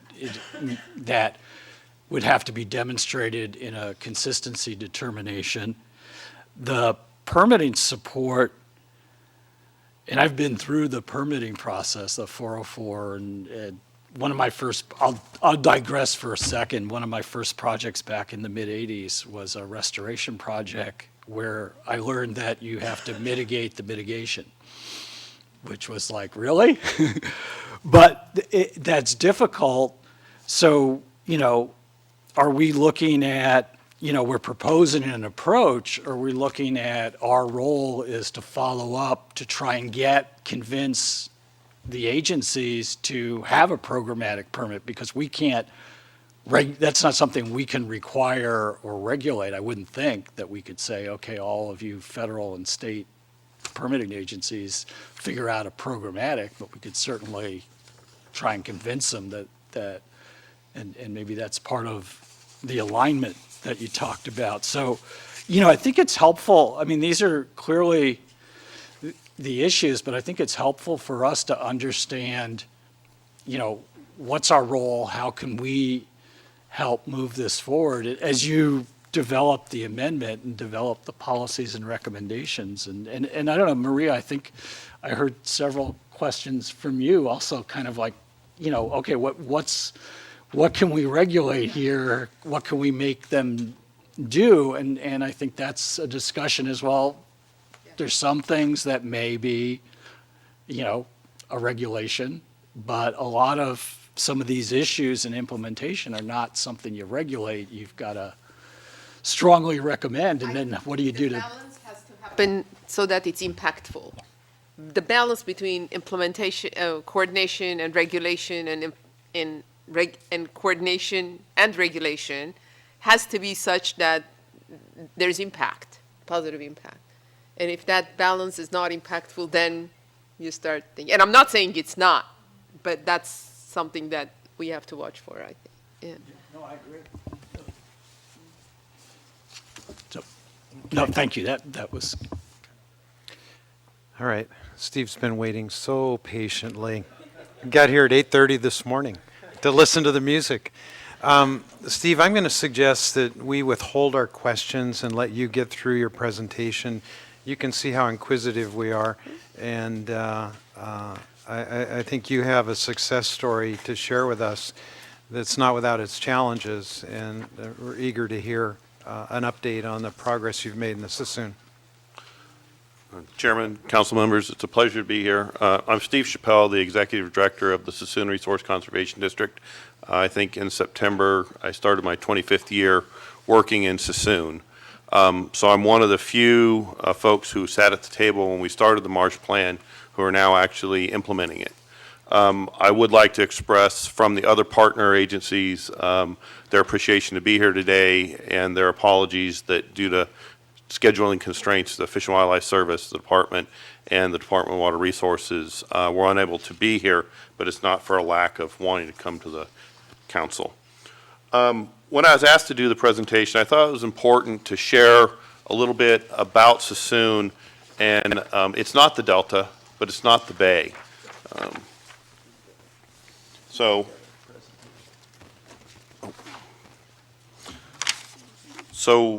without the presentation, what I will be talking about today is the Sassoon Marsh Habitat Management and Restoration Plan. I think what's unique to the plan is you'll note that the Bureau of Reclamation and Fish and Wildlife Service were co-NEPA leads on the environmental document. The Department of Fish and Wildlife was the CEQA lead. It set a path forward for us to do the ongoing operations and maintenance of the managed wetlands in Sassoon, do tidal restoration for ecosystem recovery, and a programmatic approach for the next 30 years. So it is a 30-year plan that addresses existing land use needs in the future. Taking a step back, what is the Sassoon Marsh? It is a unique area between the San Francisco Bay and the Delta. We're just outside the legal jurisdiction of the Delta. There's a small portion of Sassoon that falls within the legal Delta. It is at the confluence of the Sacramento and San Joaquin River. So the eastern side of the marsh is actually freshwater most of the time. The western side of the marsh can be brackish. Anybody who's taken Highway 680, Carquinez Bridge is the western, or the Benicia Bridge is the western edge of the marsh near the mothball fleet. But Sassoon is brackish. In the summer, we have higher salinities. In the winter, the marsh is fresh. It's a very unique ecological area in the estuary or anywhere on the Pacific coast. What was unique about Sassoon is there's also a long history of preservation and protection of these wetlands. Anybody who's talked about native fishes and the problems, X2 is located at Chips Island, which is in Sassoon Marsh. That's the mixing zone between the saltwater and the fresh. It's very critical for a lot of the native fish populations, delta smelt, longfin smelt, but also all the salmonids that use the Central Valley rivers to spawn. Those juvenile fish outmigrate through Sassoon and use that for the smolting process where they go from freshwater to saltwater. So there's a critical component for fisheries in the estuary or in marsh. Sassoon historically has been managed for waterfowl habitat. 52,000 acres of the marsh are diked managed wetlands managed as waterfowl hunting clubs, state wildlife areas, as diked areas that are seasonally irrigated for wintering waterfowl to produce food crops for waterfowl. This is a long hunting heritage as well. What makes Sassoon unique is the mixture of public and private ownership. The map I had before the presentation was about 10 years ago, and I would note on the map all the red is recently acquired lands by the Department of Water Resources for restoration under the marsh plan in the last 5 to 6 years. The land in purple is a private property. It was acquired for restoration as well. And then the Department of Fish and Game is the largest landowner in the marsh, about 16,000 acres out of the 116. Significant mosaic and mix of private-public ownership. You can't do something on private land without it being adjacent to a public parcel, but also if you do a public process or a public land activity, you're going to have neighbors that have concerns and issues. I would like to talk a little bit about the history of the marsh because it really set the stage for a legacy of conservation. Anybody who's taken Amtrak from San Francisco to Sacramento has gone right through Sassoon Marsh. Why would they build a railroad through wetlands? It was to get access to the hunting grounds. Early in the turn of the century, the first waterfowl hunting clubs in California back in the 1880s were in Sassoon Marsh. It was an area where they could go and access waterfowl hunting. So there's a long heritage of that. The eastern marsh was actually diked off and farmed, and you have to think about where Sassoon was in the estuary. It was between the goldfields in Sacramento and San Francisco. So there was a lot of commerce that was going back and forth. So there was a lot of agricultural practices where they were exporting dairy products, grain, and fruits to commodities to the major urban centers. With the development of the state and federal water projects in the late 50s and 60s, salinities in Sassoon increased. We started damming the rivers, holding that water back and metering it out. Agriculture declined in Sassoon, and by the early 60s, most all the agricultural practices had declined. All those areas that were diked had been converted back to seasonal wetlands for waterfowl habitat. Oop. I'm going the wrong way. Okay. In the late 60s, early 70s, many of the landowners in the marsh saw the loss of wetlands in the San Francisco Bay. They had grown up in the San Francisco Bay region and were seeing the bay filled, these wetlands lost. And there was a threat that they saw that Sassoon could suffer the same fate. So they actually went to the state legislature and asked for a plan of protection, a state law that would protect the marsh. In 1974, the Nedgley-Bagley-Zeeberg Act was passed that said we needed a plan to protect the marsh. That plan required the Bay Conservation Development Commission to come up with a land use plan for protecting not only the wetlands, but 27,000 acres of uplands around the marsh. So what's really unique to Sassoon is we not only have a state law that was passed in the late 70s that said we want to protect these resources, but we want to protect the wetland resources and the uplands around that as a buffer from urbanization and encroachment. Very unique. The Preservation Act implemented the plan of protection for BCDC. It also gave Solano County the local land use provisions in the secondary marsh. So there's a local component to the marsh plan of protection that the county has and the cities, so that if anything happens in and around the marsh, there's local land use authority to regulate that for preservation. In the late 70s, the State Water Resources Control Board also adopted salinity standards, which brought the Department of Water Resources and the Bureau into the marsh as a partner in protecting the marsh from salinity intrusion from the water project operations. So as I mentioned, in 1976, BCDC adopted the Sassoon Marsh Protection Plan. What's unique to this is with your authority under the Delta Stewardship Council, now I have two state agencies who have joint jurisdictional responsibilities in Sassoon under the Reform Act and the Preservation Act, which is fairly unique. That doesn't happen in other areas of the Delta. Again, the primary and secondary marsh. The primary marsh are the wetland areas below 10 foot in elevation contour. The secondary marsh are the uplands, anything above 10 feet in elevation, Potrero Hills, Montezuma Hills. What was also really critical with the development of the state law is it directed Department of Water Resources to come up with a plan of protection for Sassoon. And really the plan was, how are you going to meet water quality objectives to protect existing beneficial uses? And it set us on a path where DWR and the Bureau have over $100 million investment in facilities in the marsh to meet water quality objectives, including the Montezuma salinity control structures, the Roaring River facilities, the Goodyear Slough unit. So there's a partnership with the state and federal agencies on how we protect the marsh. In 1980, go here. So we've been moving along in the marsh for 30 years with the existing Preservation Act, and the reality was there were conflicts that occurred around the 2000s when the CalFed program was going on. And the Bureau and DWR were going to do some actions, and actually the Fish and Wildlife Service threatened a jeopardy opinion on the state and federal agencies for the actions they were proposing in the marsh. And this was the era of CalFed where we were all going to get better together. And the CalFed manager stepped in and said, You need to come up with a charter to resolve your differences and come up with a plan to implement those actions, and do it in 6 months. The charter took us 6 months at the table, and it was a one-page document that said, this is how we'll take our gloves off and actually work together. The Sassoon Marsh Plan implementation element actually took 13 years to develop to its completion. So how did that happen, and what was it? The Sassoon Marsh Plan is, again, a 30-year plan. The EIR-EIS was completed in 2011. 2013, we signed the record of decision. This included NEPA, CEQA, 1600 permit, a programmatic biological opinion from NOAA Fisheries for the ongoing operations and maintenance of the managed wetlands, a dredging permit for levee maintenance, and a programmatic biological opinion from the services from both Fish and Wildlife Service and NOAA Fisheries for restoration of 5 to 7,000 acres of tidal wetlands. The conflict that arose at that point is, how do you do this? The plan is the central, but when you realize that if the Fish and Wildlife Service's tidal marsh recovery plan is targeted at recovering listed species, you have to take managed wetlands out of managed wetlands and restore them back to tidal wetlands. So there's land use changes that are occurring.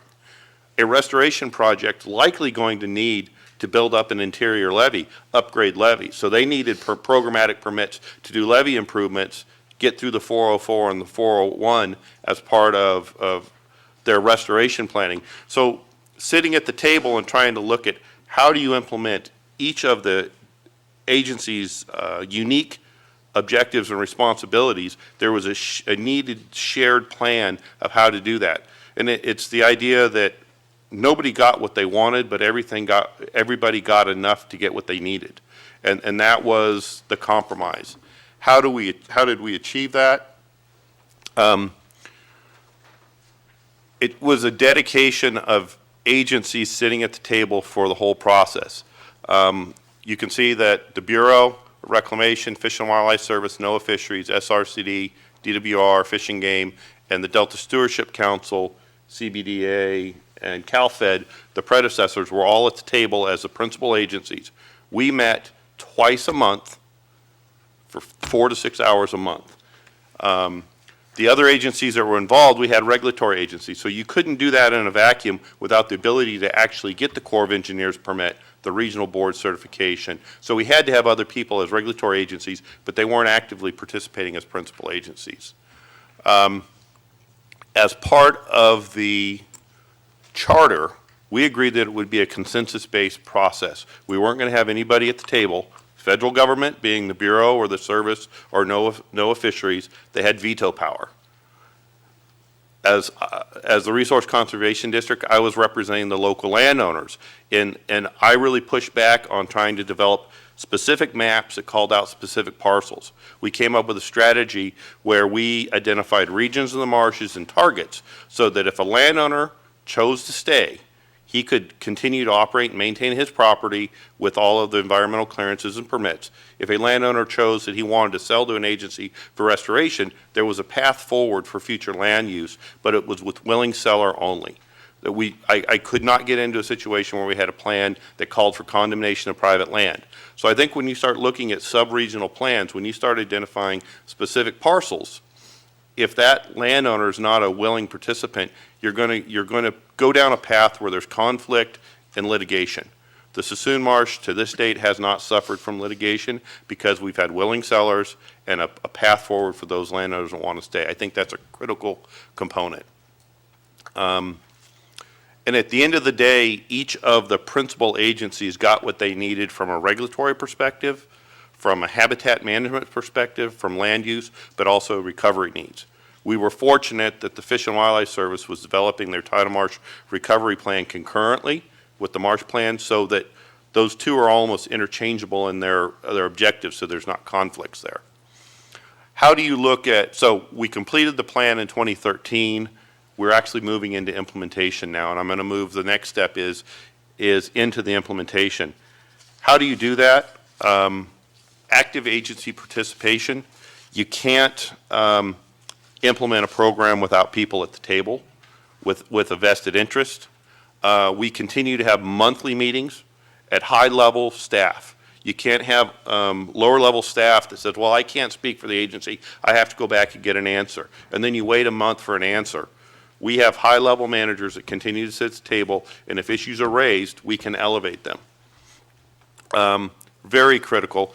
And then as a result of the Stewardship Council and the CBDA, when the Marsh Plan was developed, we had a robust science element. We had conceptual models for each of the implementation elements. We have an adaptive management plan that was part of the plan, and we have a rigorous adaptive management process. So right now, we have quarterly adaptive management meetings, which the Stewardship Council and Department of Fish and Wildlife jointly lead up that effort. And then we're looking at ongoing monitoring. We have a pretty long-term monitoring program. So this is the Sassoon Marsh, 116,000 acres, 52,000 acres of diked wetlands, 6,000 acres of tidal wetlands, and about 27,000 acres of uplands. You can see within each of the planning regions, which were more geographically associated with hydrology in the planning, is that there's a range of targets. So we knew you couldn't anticipate where everything was going to happen in time, but we gave ourselves some ranges and flexibility for implementation with a target of 5,000 to 7,000 acres over the next 30 years. I'm sorry, the regions, the colors are the high elevation issue, right? That's how you do, what's the basis of the regions? The regions were tied more to the hydrology, so the local slough channels and salinity.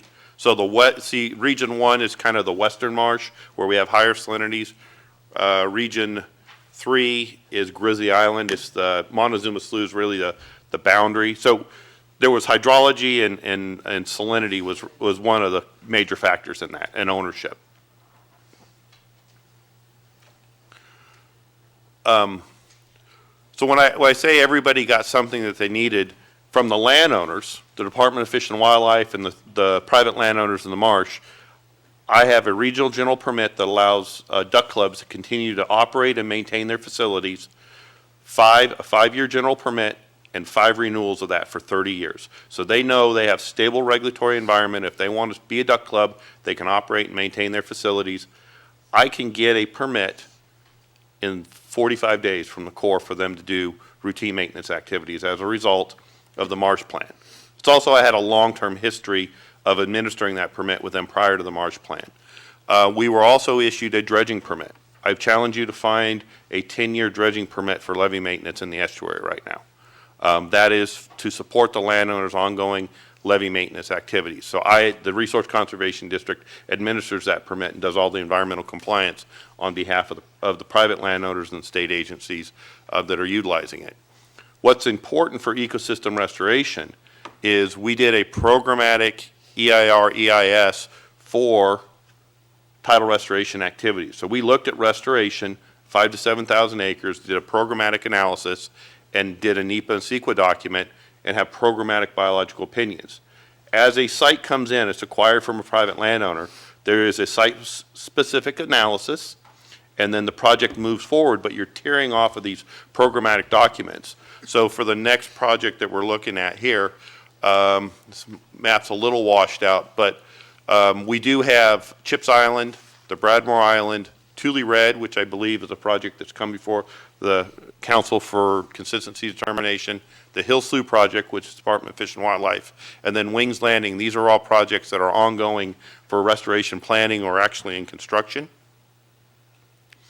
They tiered off of the programmatic biological opinion. I think Tule Red got their permits in about a year and a half or 2 years, and the same with Hill Slough. So when you look at Dutch Slough, who took 10 to 12 years for permitting, because we had these programmatic documents, the Marsh Plan took us 10 years, but now we're able to go to implementation of site-specific projects in 2 to 3 years from permitting to initiating construction. So this is the Tule Red restoration design. They started construction 2 summers ago. I believe they're scheduled to breach the levee next fall and enter a management with starting a starter channel.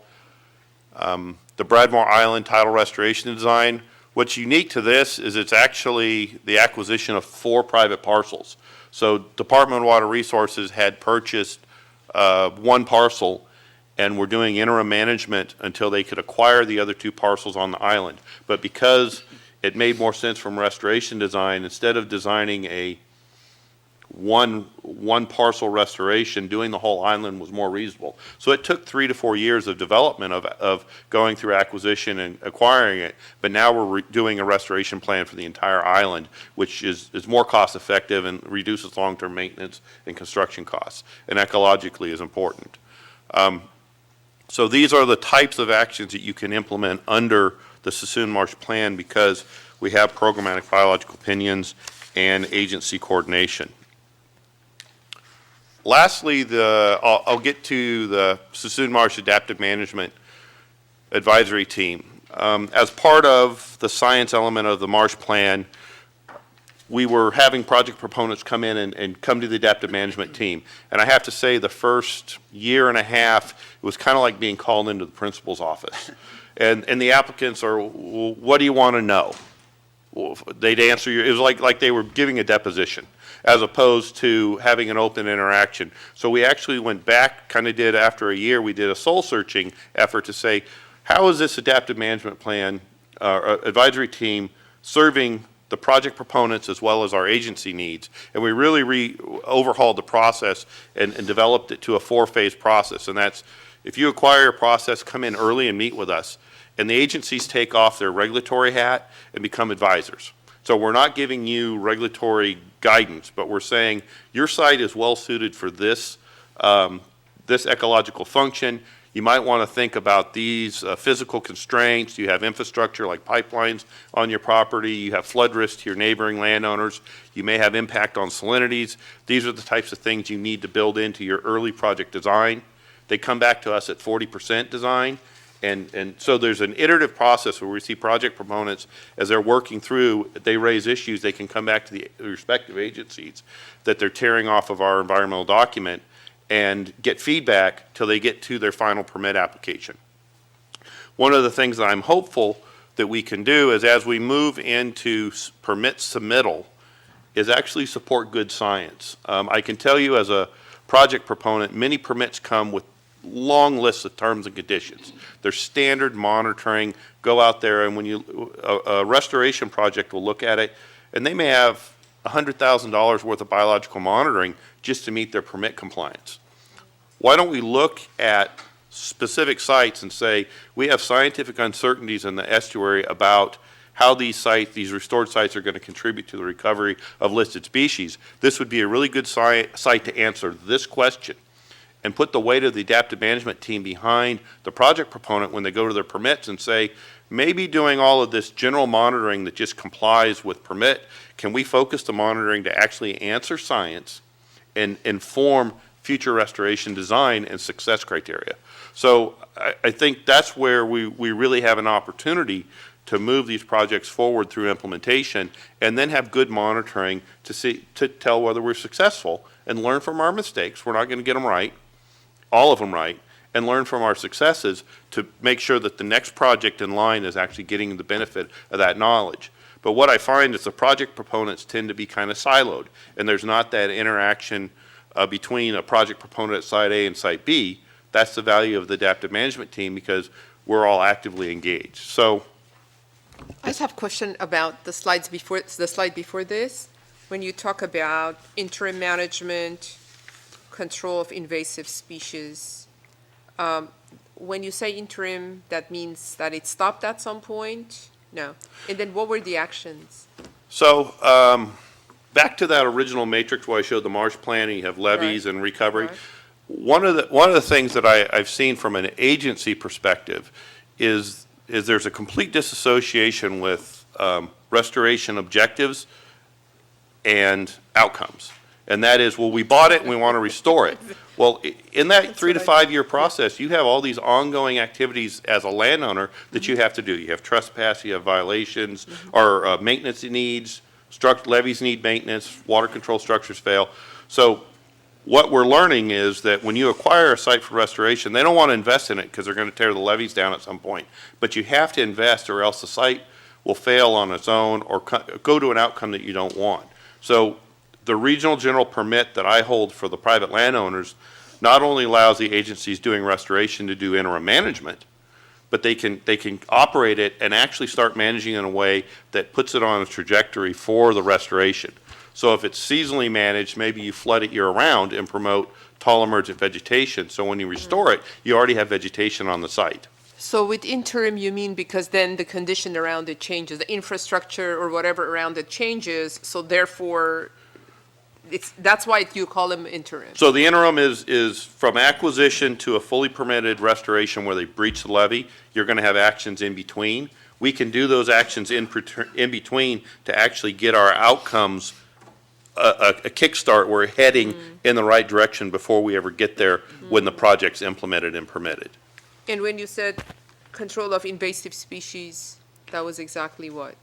So kind of my, here at the bottom of my notes, moving forward with implementation, one of the things is most of these wetland areas in the estuary are highly invaded with non-native species. Non-native species control is not very sexy, it's expensive, it's labor intensive. It's really hard to get the resources to say if we want natural communities and we want to recover these habitats, they can't be invaded by non-native species. So we need to do the control and removal prior to restoration. So we're likely to set the outcomes in a good positive direction as opposed to just saying, well, it's already invaded. If we breach a levee, we can't control its outcome. So that's one of the big things that we're looking at now in early implementation is how do you address invasive species prior to breaching the levees and the ongoing operations. Thank you. And Steve, you're talking almost all about plants, right? Invasive plants. Yes, yeah. That's predominantly Phragmites, Salisota, Lepidium, which are throughout the estuary and problematic. Yeah. So, So is it, I'm sorry. yeah, no, I'm almost to the end, so we can kind of. No, is that a restoration protocol now? I'm trying to, is it adaptive management, or are you saying when you do a restoration project, one of your initial steps is to remove invasives? I think it's a lesson learned from early implementation, and that Thule Red didn't do as much of it. They had Phragmites on the site. They've done some control, but they're moving forward with restoration. At Bradmore Island, which is the next project that's currently in planning, DWR is taking an active role, and actually, if Cliff were here, he could, he's a project manager for those programs. I believe they've slid their restoration timeline back to give themselves a year or two to do invasive species control, because they think that you'll get better outcomes for the long-term project by taking a year to do invasive species control. So it's lessons learned. So it's lessons learned as you're designing. Yes. So if you're coming, I'm thinking of how, we would put it in the amendment. Is that something we want to see, is you come in with a design, and if you've identified invasive plants, you're addressing those before you complete the project? Or why wouldn't you do that why is that a lesson learned? Well, maybe it's more of a reality. My concern is when you start putting when you prescribe that you shall control invasive species, many of these, then you get into what's the definition of invasive and what's native and non-native? Because you can have a really nice upland, but it's highly invaded with non-native, good upland plants. We're never going to go back to pre-European colonization in this estuary. But there are some known stressors, ecological things that are degrading the ecology of these functioning wetlands that we know if we could remove them early, we would get better ecological outcomes. But the restoration sites are going to be invaded, whether they're already invaded or in the future, and we need to have in our adaptive management plan, not only once you restored it, but how are you going to address it moving forward? And DWR is actively doing some grant solicitation for Proposition $1 to look at invasive species controlled in tidal areas. So once they restore these sites, if they become invaded, what would be the best treatments? So it's situational. Yes, site-specific, Site-specific, but project by project. the adaptive management process where you bring project proponents in multiple times, and even post-construction lessons learned, is the idea that the agencies should be helping future projects avoid the same mistakes and how we were successful at addressing this problem. And it could be it could be a permitting approach, that this site has this constraint and this would be very costly to deal with. Well, so in the marsh we have endangered species considerations like salt marsh harvest mouse. There's hand clearing responsibilities for the breach site. Well, what if you brought in goats and you actually remove, could you use grazing as an alternative to an expensive strategy for hand clearing? Well, that takes a year advanced knowledge to get, so there's those opportunities that we're looking at of how do you comply with your environmental restrictions and programmatic biological opinion constraints. They've set out a path and some ways that we've, through implementation, have found to streamline those and address cost savings, effectiveness, and better outcomes. Okay, thank you. Nope, that was the end of my presentation. You almost made it to the end without a question. All right, John, did you want to? Sure. I was just going to say thank you so much for highlighting the role of science and emphasizing, in addition to adaptive management being critical within a project, adaptive management across projects, because I think learning as we go is really the goal, the larger goal of adaptive management beyond just fine-tuning individual projects. And I think Steve took the Independent Science Board on a tour of Bradmore Island last fall, a year ago, just about a year ago, and it was really interesting for them to see the challenges of restoration within Sassoon, both at Broadmoor and then at some of the other areas farther down into the marsh. Yeah. And I think it would be very useful for if the council would be interested. I think in addition to seeing, those of you who went to the South Delta this summer, I think it's really interesting to see the marsh opportunities in Sassoon or Casumnes or somewhere where there's very different conditions than in other parts of the Delta. I think it would be good to schedule that because the presentations today are so complementary. It's probably not accurate to say that what Ron and Jessica have provided is aspirational, but it's sort of forward-looking, and Steve has described operational. It's gone from this regional permit to now implementing that and actually making changes. So I think as we're struggling with what kind of changes do we want to bring to the ecosystem chapter, your presentation today, Steve, was spot on, and I noted how many answers you provided to the questions that had been asked previously. So there was a really good linkage, and I compliment staff for putting this discussion together. Skip, did you have a question? Thank you, Mr. Chair. Chief, thanks. We in Solano County are very proud of the Susu Marsh, so you see why, based on Steve's presentation. One of the things that we were talking about was the permitting, and I think Steve proved why coordination and not an adversarial relationship between permitting agencies and those that are trying to put a project forward really benefit, not only in this case Sassoon, but the Delta as a whole. I mean, as we fight over who's responsible, who's going to issue permits, things are happening in the Bay, in the Delta, that aren't good. So as time marches on, things could get worse. One of the things that I wanted to mention is that on the other side of the county, the cash slough management plan is something that we really have been looking at trying to get implemented, and we would like to say maybe Sassoon's an example that we can follow. A lot of lessons learned, and the cash slough certainly could benefit from those lessons. So I'd hope that the council would look favorably at that cash slough management plan and help us achieve the goals that were achieved in Sassoon. But I wanted to thank you for the presentation. It was great, and we're always happy to brag about Solano and Sassoon Marsh.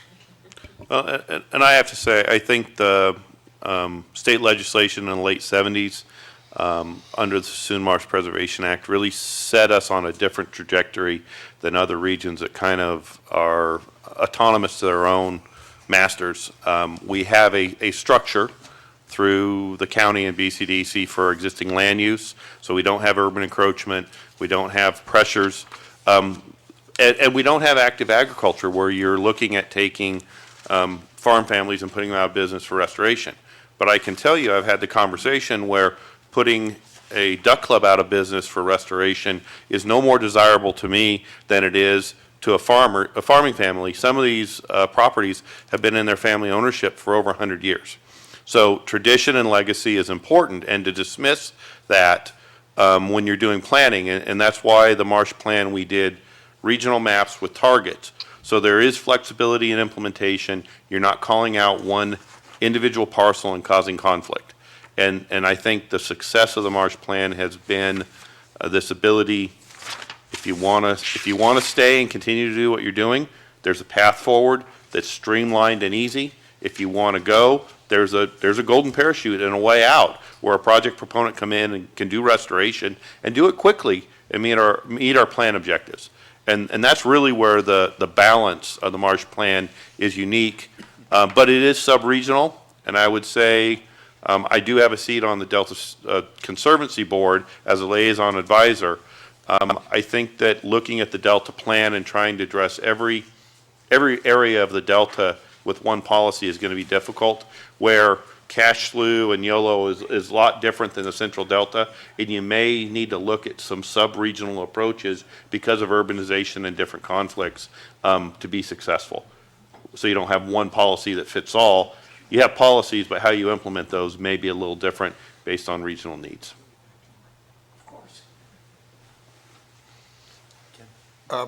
I just want to underscore the invitation to visit the Susan Marsh. I mean, I think that's very, very important for us. Yeah. Really, really important.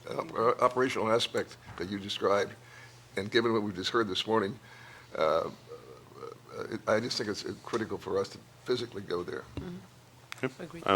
We're glad to host you whenever we can make it happen. So Steve, you had earlier talked about conflicts, and the charter was used to address them or resolve them. So was it the duck club ownership and restoration, was that sort of the conflict, and what was the thing, what happened, was there a single factor besides, hey, it's all about wildlife and birds, and you kind of aligned on that, but was there anything else that brought you all together? It was a shotgun wedding that brought us together, but the conflict was basically that the ongoing operations of the duck club, the dike managed wetlands, were not supporting tidal restoration activities for recovery of listed species, and that if we were to continue to do our operations and maintenance to not do any restoration, that we weren't contributing to recovery.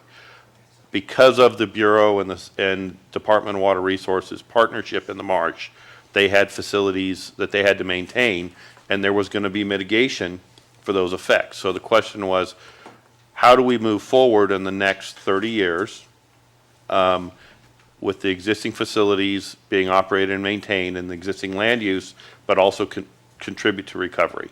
And that's, you have to understand, we were also developing this in the time of BDCP, where we're looking at 100,000 acres of habitat restoration in the estuary, and Sassoon was included in part of those restoration areas. So 5,000 to 7,000 acres was a drop in the bucket compared to what was really being proposed under BDCP. So, there's politics involved in that as well. But I did find you walk a mile in someone else's shoes, in that having the Fish and Wildlife Service and the NOAA fisheries people and the ESA branch and the land use folks to go out on the land and look at the activities and really were they significant to the environment. And at the end of the day, I always said, in Sassoon, the private landowners are continuing to maintain these managed wetlands. They'll always be available for future tidal restoration when they, if it's not cost effective. So why don't we prop up and support the stewardship of the marsh, and then with willing sellers, when appropriate or dollars are available, we're going to get restoration and good planned restoration. You don't want levee failure, because if you have levee failures, then you get bad outcomes on all. So that's this idea is, let's maintain the resources we have, and let's do wise planning for restoration where it's appropriate. There are sites that aren't ecologically or physically appropriate for restoration, or there's infrastructure that would make restoration infeasible, you don't want those areas to fail because we can't maintain them. So it's striking that balance is all, and how we manage the marsh as a resource as opposed to individual projects. Oh, okay. No, that's very helpful. I had one question. When you talked about the duck farm and all that, what are the tools through which you deal with this kind of activities to stop them? Or, for example, I mean, like in land use, it's eminent domain, or, I mean, what are the kind of legal tools for, or it's all negotiation? I think the Sassoon Marsh Preservation Act was really the instrument by which the Bay Conservation Development Commission has policies and regulations for existing land use, so does Solano County. Each duck club has a certified duck club management plan as a result of the 1980 or the late 70s activities. And as long as you're maintaining those facilities as called for in your management plan, you don't need special BCDC permits. If you do development, then you would get a BCDC permit. The tools that we have are levee maintenance, water control structure maintenance. We're basically farming duck food. We irrigate. No, the tools to stop, I mean, the tools to. The tools to stop Stop encroachment that- was right. really the Preservation Act in Preservation Act. 77. Okay. And that's why I said we're in a unique situation because we don't see, I mean, but the Delta Protection Commission, my understanding is even DPC's policies were kind of mirrored after Sassoon because Sassoon Marsh was adopted and then DPC followed it shortly thereafter. And it was a little different, but they used the same, some of the staff that worked at BCDC and did the marsh plan were working at Delta Protection Commission when the policies were adopted. So, Thank you. yeah. So, Lita, do we have any requests for public comment? All right, then, Steve, thanks for devoting so much time to this. Very important in our process to help inform us, and we appreciate the good examples you're setting out there. Ron, thank you. Jessica, thank you. That completes file item number 8. We have one more item to go. I'm going to move right into file item number 10, and that's the lead scientist report. Skip is leaving. No disrespect to our lead scientist. What's Okay. Thank you, Chair Fiorini, and I know I am the only thing between you and lunch, so I will try to be quick. But there are some important things that I wanted to highlight in the report this month. So first, something that's not in your binder, but that we wanted to update you on is a contract that was recently signed for the Monitoring Enterprise Review. So I think you know that the Independent Science Board is, as one of their current reviews, is undertaking a review of all of the monitoring efforts that are occurring within the Delta. And as part of that, and to help inform the ISB's review, the council put out a request for proposals back a few months ago to bring on a contractor to complete a inventory and survey of all of the monitoring efforts that are occurring within the Delta, and not just to categorize them, but to look at why that monitoring is being done, how it links to the kinds of decisions that are occurring, where it's occurring, how frequently. And so that RFP we just recently completed. We interviewed a number of strong candidates, and we we're in the midst of finalizing the contract with ESSA Technologies, ESSA Technologies from British Columbia, which is a leading consulting firm that's worked, one of the founders of the adaptive management efforts, really what helped to develop that company. So they have a strong link to monitoring and adaptive management, and I'm sure their efforts will be very well received by the Independent Science Board and the broader science community. So that contract is just now being completed. Their work will start in December, and they will work through December of 2019. So as they get underway and have some more information, we will update you on their work. Another thing that isn't in the binder, but I just wanted to mention briefly, Judge Damrell, you had asked, you brought up the news article that came out on the day of our last meeting about impacts to salmon in the Northwest and temperature issues, and a recent ruling that came down from a federal judge in the Northwest.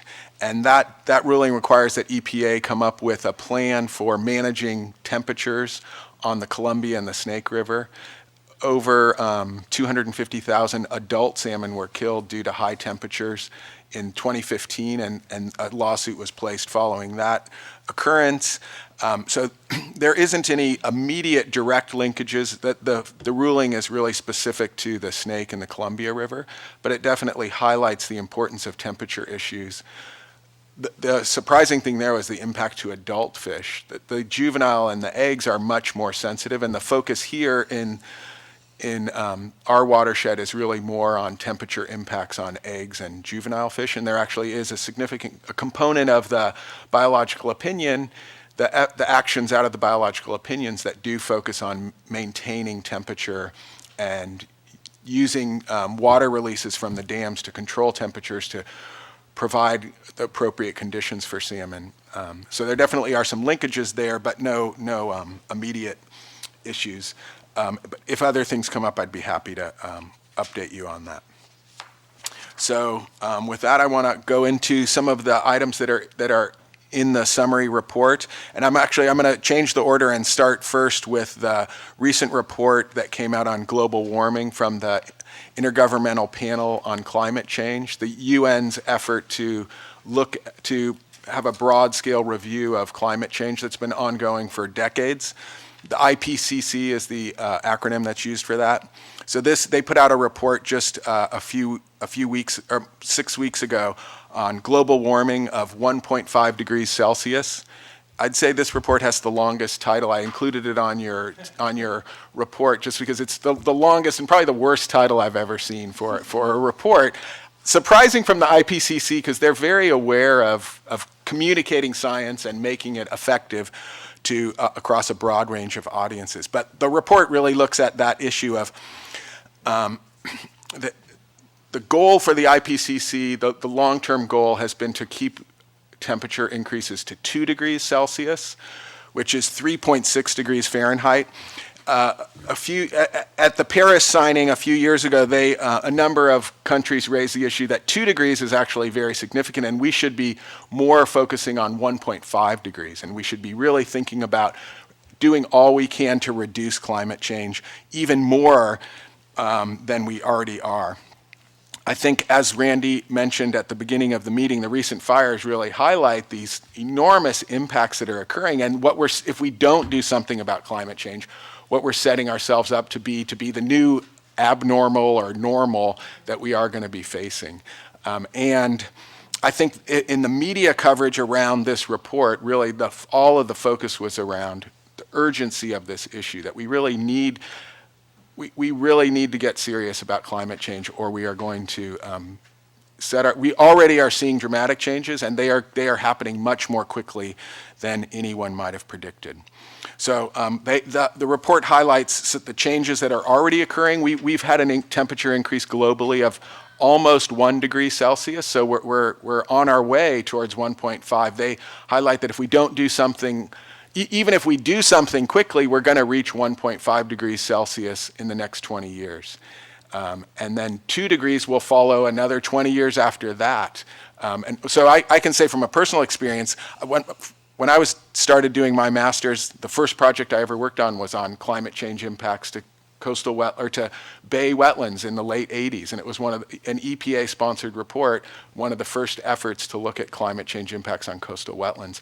I always thought, this is something that's sort of out there that's really not going to affect me so much. Same when I started teaching students in the 90s, I always would say climate change for someone like me is, it's definitely of interest, but it's the younger generations that it's really going to affect. But I think what we're seeing is it's happening much more quickly, and it truly is affecting us already. So they highlight the difference between 1.5 degrees and 2 degrees really are substantial. Some of the differences the report highlights are the likelihood of the Arctic Ocean being free of ice with 1.5 degrees Celsius increase. That being free of ice is likely to happen once a century. With 2 degrees Celsius, it's likely to happen once a decade. So dramatic changes there. Corals will go from a 70 to 90% decline from pre-industrial populations to being pretty much wiped out with 2 degrees Celsius, 99% decline of corals. Sea level rise will increase significantly more with 2 degrees Celsius, and the quicker we can address sea level rise, the more time we have to deal with adaptation issues and other things. In terms of human impacts, they identify that in terms of extreme heat exposure, extreme heat events like we had in Europe a couple summers ago, that those events are likely to to affect 14% of the population every 5 years at 1.5 degrees Celsius. If we go to 2 degrees, it would be 37%. So more than double, almost triple the number of people would be exposed to extreme heat events if we go to 2 degrees Celsius. So all of those are just examples of how big of a change there will be. They identify, if we're going to get serious about it, that we need to really dramatically reduce emissions and in order to get to 1.5 degrees Celsius, we need to get to zero emissions by 2030. So we aren't anywhere near that, but they're identifying how big of a change is necessary in order to do that. If we don't, then we will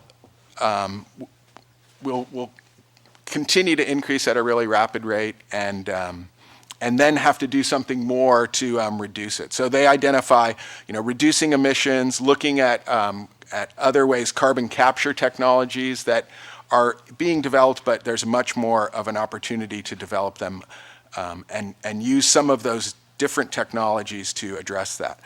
Other things that they point out is that the differential impacts of climate change across the globe, and it's really poor communities that are more likely to be more severely impacted by climate change, and that so not only technologically but ethically there's a real push to try to deal with this. So those are the not so happy but really challenging things to think about, and that urgency issue of addressing climate change. Any comments or questions?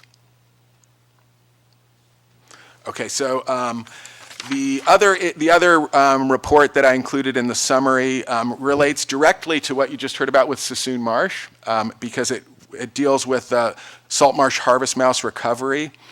And this is actually a summary of 2 articles that were done by Catherine Smith, a PhD student who's just finishing up at UC Davis and who actually was a Delta Science Fellow and did all of this work as a Delta Science Fellow. And she's really become one of the experts locally on the salt marsh harvest mouse. Salt marsh harvest mouse is a rare and local species that only occurs within San Francisco, in the San Francisco estuary, in the Bay and Sassoon. It doesn't occur in freshwater marshes. It occurs in brackish and salt marshes in Sassoon and the Bay. It's endangered because so much of the habitat has been lost, and with 90% loss of wetlands, that's its habitat, and so it's been listed since the 1970s and has been a target of restoration and management efforts in the Bay for a long history. It actually is relatively recent that it was found in greater numbers in Sassoon, but now people have realized that actually the population in Sassoon Marsh is a significant component of the overall population within the Bay. And so this paper goes through and identifies what some of the current knowledge is around the salt marsh harvest mouse, what the restoration opportunities are for the harvest mouse, and what some of the unknowns or uncertainties are that we need to address. And the harvest mouse occurs in the upper edge of the marsh, so a lot of what we've talked about in terms of restoration issues really focuses on the aquatic species, the fish or invertebrates in the water. And the harvest mouse is interesting because it's sort of on the edge of the marsh and the terrestrial habitat. So since it needs air, when the marsh is flooded, it needs to move to higher ground. And so Sassoon Marsh is definitely one of the areas where there is, as Steve Chappelle was saying, there's marsh and adjacent terrestrial habitats. And so there's areas that are currently good habitat for the mouse, and if sea level rises and more areas are flooded, will continue to be good habitat. So some of the uncertainties are those issues around climate change, how to manage habitat for the mouse currently, and then think about opportunities around climate change. A number of other recommendations are made around understanding their population and genetic issues, understanding where this species, how this species does in natural areas as well as in all of those managed marshes that occur within Sassoon, and understanding population dynamics there. And then other issues looking at pollutant and contaminant impacts, and then understanding the role of its interactions with other species within the marsh. So I included this just because I think it makes us think about not just the aquatic system, but also that terrestrial land linkage, and also highlights, although we've talked a lot about ecosystem issues rather than species-specific issues, this species really gives us a good understanding of that upper part of the marsh. So although it's species-focused, it really has many, many ecosystem benefits. So any questions or any thoughts on the harvest mouth? Everyone's hungry and ready for lunch, I think so. I've one last summary to do, and then we'll hear by the numbers. So the last summary is about the brown bag seminar that Jeff Mount gave just a few weeks ago on ecosystem water budgets, a novel approach to managing water in the environment. And I think most of you are very familiar with Jeff Mount's work and the work that PPIC, the Public Policy Institute of California, has done. And so he was presenting an overview of one of their recent reports looking at this idea of ecosystem water budgets. He identified, the problems around current water management and proposed ecosystem water budgets that have been proposed in the past, but he went into some details of how they might be implemented. Ecosystem water budgets, he identified that he defined them as quantities of water in a watershed that can be flexibly managed in order to meet ecosystem goals. He highlighted that in order for these water budgets to be useful, they have to be managed like a priority water right. They need to have clearly identified ecosystem goals that are trying to be achieved with that water. They need to be managed by an ecosystem trustee, an individual who is responsible for those management decisions, and that would be making those decisions and also held responsible for their impacts. And then another key point is the opportunity for water trading and storage so that there's some flexibility in how those water budgets are managed. He highlighted these efforts have been, a similar approach has been used in Australia, looking at, and what's worked there is a watershed scale approach with an annual water plan or annual watering plan to identify how water might be used with contingencies so that you could adjust the plan as you move through the year. And then he also identified the need that we need to improve overall water accounting practices. And in the report, he identified that the way we should be looking at the way we're accounting for water is the water that's diverted out of the system, the water that he refers to as system water that's used to maintain conditions within the ecosystem, to maintain salinity in the estuary or in the delta. And then ecosystem water that's beyond that is used for ecosystem benefits. And then uncaptured water, that is the water that we don't really manage, that just moves through the system because we don't have the capacity to manage it. So looking at water in that way and using this approach, he feels we could make some significant advances in the way we're managing our water. And I think we had a chance to talk with him after his presentation about the linkages of those ideas and the ecosystem amendment and the water component of the ecosystem amendment, where there's definitely a lot of parallels to what he's proposing and what we're thinking about. Any questions? Did anyone ask during the brown bag about the uncaptured water and whether or not that uncaptured water could go to groundwater replenishment? I don't know that anyone did ask that, but he did discuss the linkage to groundwater. Randy, you might remember. Yeah, he referenced the Tuolumne River many Many times. times he did. And certainly there's an opportunity in the White area east of the Turlock Modesto irrigation districts for groundwater replenishment. So I think he indirectly cited the sigma as a driver of change of water that Yeah. historically has been released for, to maintain flood control space that could otherwise be reallocated for groundwater. So, yeah, indirectly, he did discuss that. Great.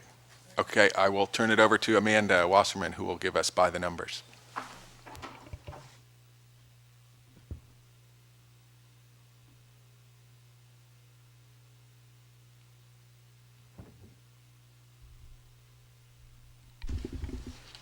Thanks, John. All right, good afternoon, Chair Fiorini and council members. Here are the numbers for the month of November.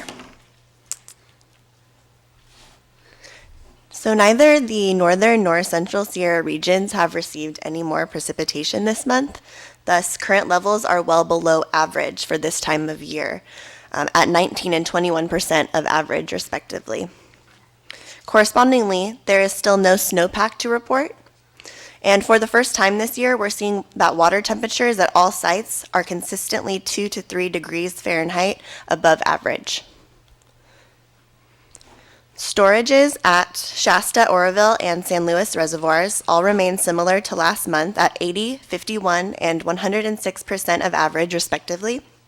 And repairs to the Oroville infrastructure were completed by the beginning of this month. We're seeing some interesting patterns in flow this month. While both the average flow in the Sacramento River and average exports appear to have decreased this month compared to last month, average flow in the San Joaquin River has actually increased. While decreases in flow and exports can likely be explained by conservative water management practices to prepare for what may be another dry year, we are less certain of an explanation for increased flows in the San Joaquin. One possibility could be reservoir releases to reduce salinity in this river. Speaking of salinity, if you recall from last month, I told you that the way each of these numbers was reported was a little different, so we couldn't really make a true comparison between them. And that was because we used to not have access to the same data that we do now. So as promised, I went in and altered this so that the data now represent consistent methods of collection across all 3 sites. And so now we can better compare them to one another. And they are all now monthly averages of salinity, whereas before these top 2 numbers here were more daily snapshots rather than averages across the whole month. So it turns out that the salinity in the Sacramento River really didn't change after this alteration, meaning that it's staying more consistent throughout the month. However, we saw that salinity in the San Joaquin jumped up quite a bit immediately after making this change. And at the beginning of this month, it was actually closer to 400 microsiemens per centimeter, and now it's decreased to 338. And finally, salinity at Banks pumping plant was already reported as a monthly average, so we did not need to change anything, and the value here is almost exactly the same as last month. As you've noticed, I've also added a map here to this slide. And sorry it's a little fuzzy. Hope you can make out the stations there. Hopefully you can get the idea. So last month a question came up as to why the salinity at Vernalis was so much lower than at Banks. Well, first of all, turns out that there's not quite as great of a difference as we thought. But at the same time, if we look at this map, we can see that the Vernalis station is fairly upriver along the San Joaquin compared to the Banks pumping plant. So where Vernalis is, there's fresh water flowing down, but there really isn't much tidal action in that area that would push more saline water up. And then if you look at Banks, that station is pumping water that is more or less circulated more throughout the delta, which has not only taken up water from the bay, but also water that has drained from agricultural fields, which is also higher in salinity. So I'm certainly no expert on this topic, but that's kind of our best guess as to what might be happening here, and I'd love to hear any of your thoughts as well. Okay, so moving on to the back page of the handout, and also this is the last slide. At the DPIC meeting last week, we heard from Paul Souza, who indicated that initial salmon returns looked promising at the Coleman National Fish Hatchery along Battle Creek. So we did a little digging to get some of these numbers for you, and here they are. To date, approximately 13,500 fall run Chinook salmon have returned to the hatchery, leading to a preliminary estimate of 23,000 salmon returning to Battle Creek this year. And this value would be the highest in several years.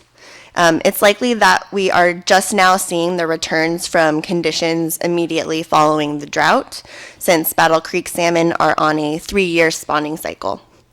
And lastly, the hatchery has already met its egg collection targets and will achieve its release target of 12 million fall Chinook salmon smolts this coming spring. So that's all I have for you today. Thanks for listening, and I'd be happy to take any questions. Questions for Amanda? Thank you very much. Thank you. Appreciate your enthusiasm. Jessica? Just a quick note, while we were meeting today, we did get another certification of consistency filed with the council, and this is from the South Sacramento Habitat Conservation Plan. There are 6 permit applicants, which include Sacramento County, the City of Galt, the City of Rancho Cordova, and Sacramento County Water Agency, and others. It's essentially a 50-year permitting framework that will allow for conservation activities and also the accommodation of planned future land use and development as described in the plan. So that kicks off a 30-day review period, which will end on December 14th. And that information, including the detailed certificate, is available on our website. Seems timely, given the discussion today. Thank you for that. John, anything further? No, that completes our report. Okay, great. And Lita, any requests for public comment? All right, then we have reached the end of the agenda for today.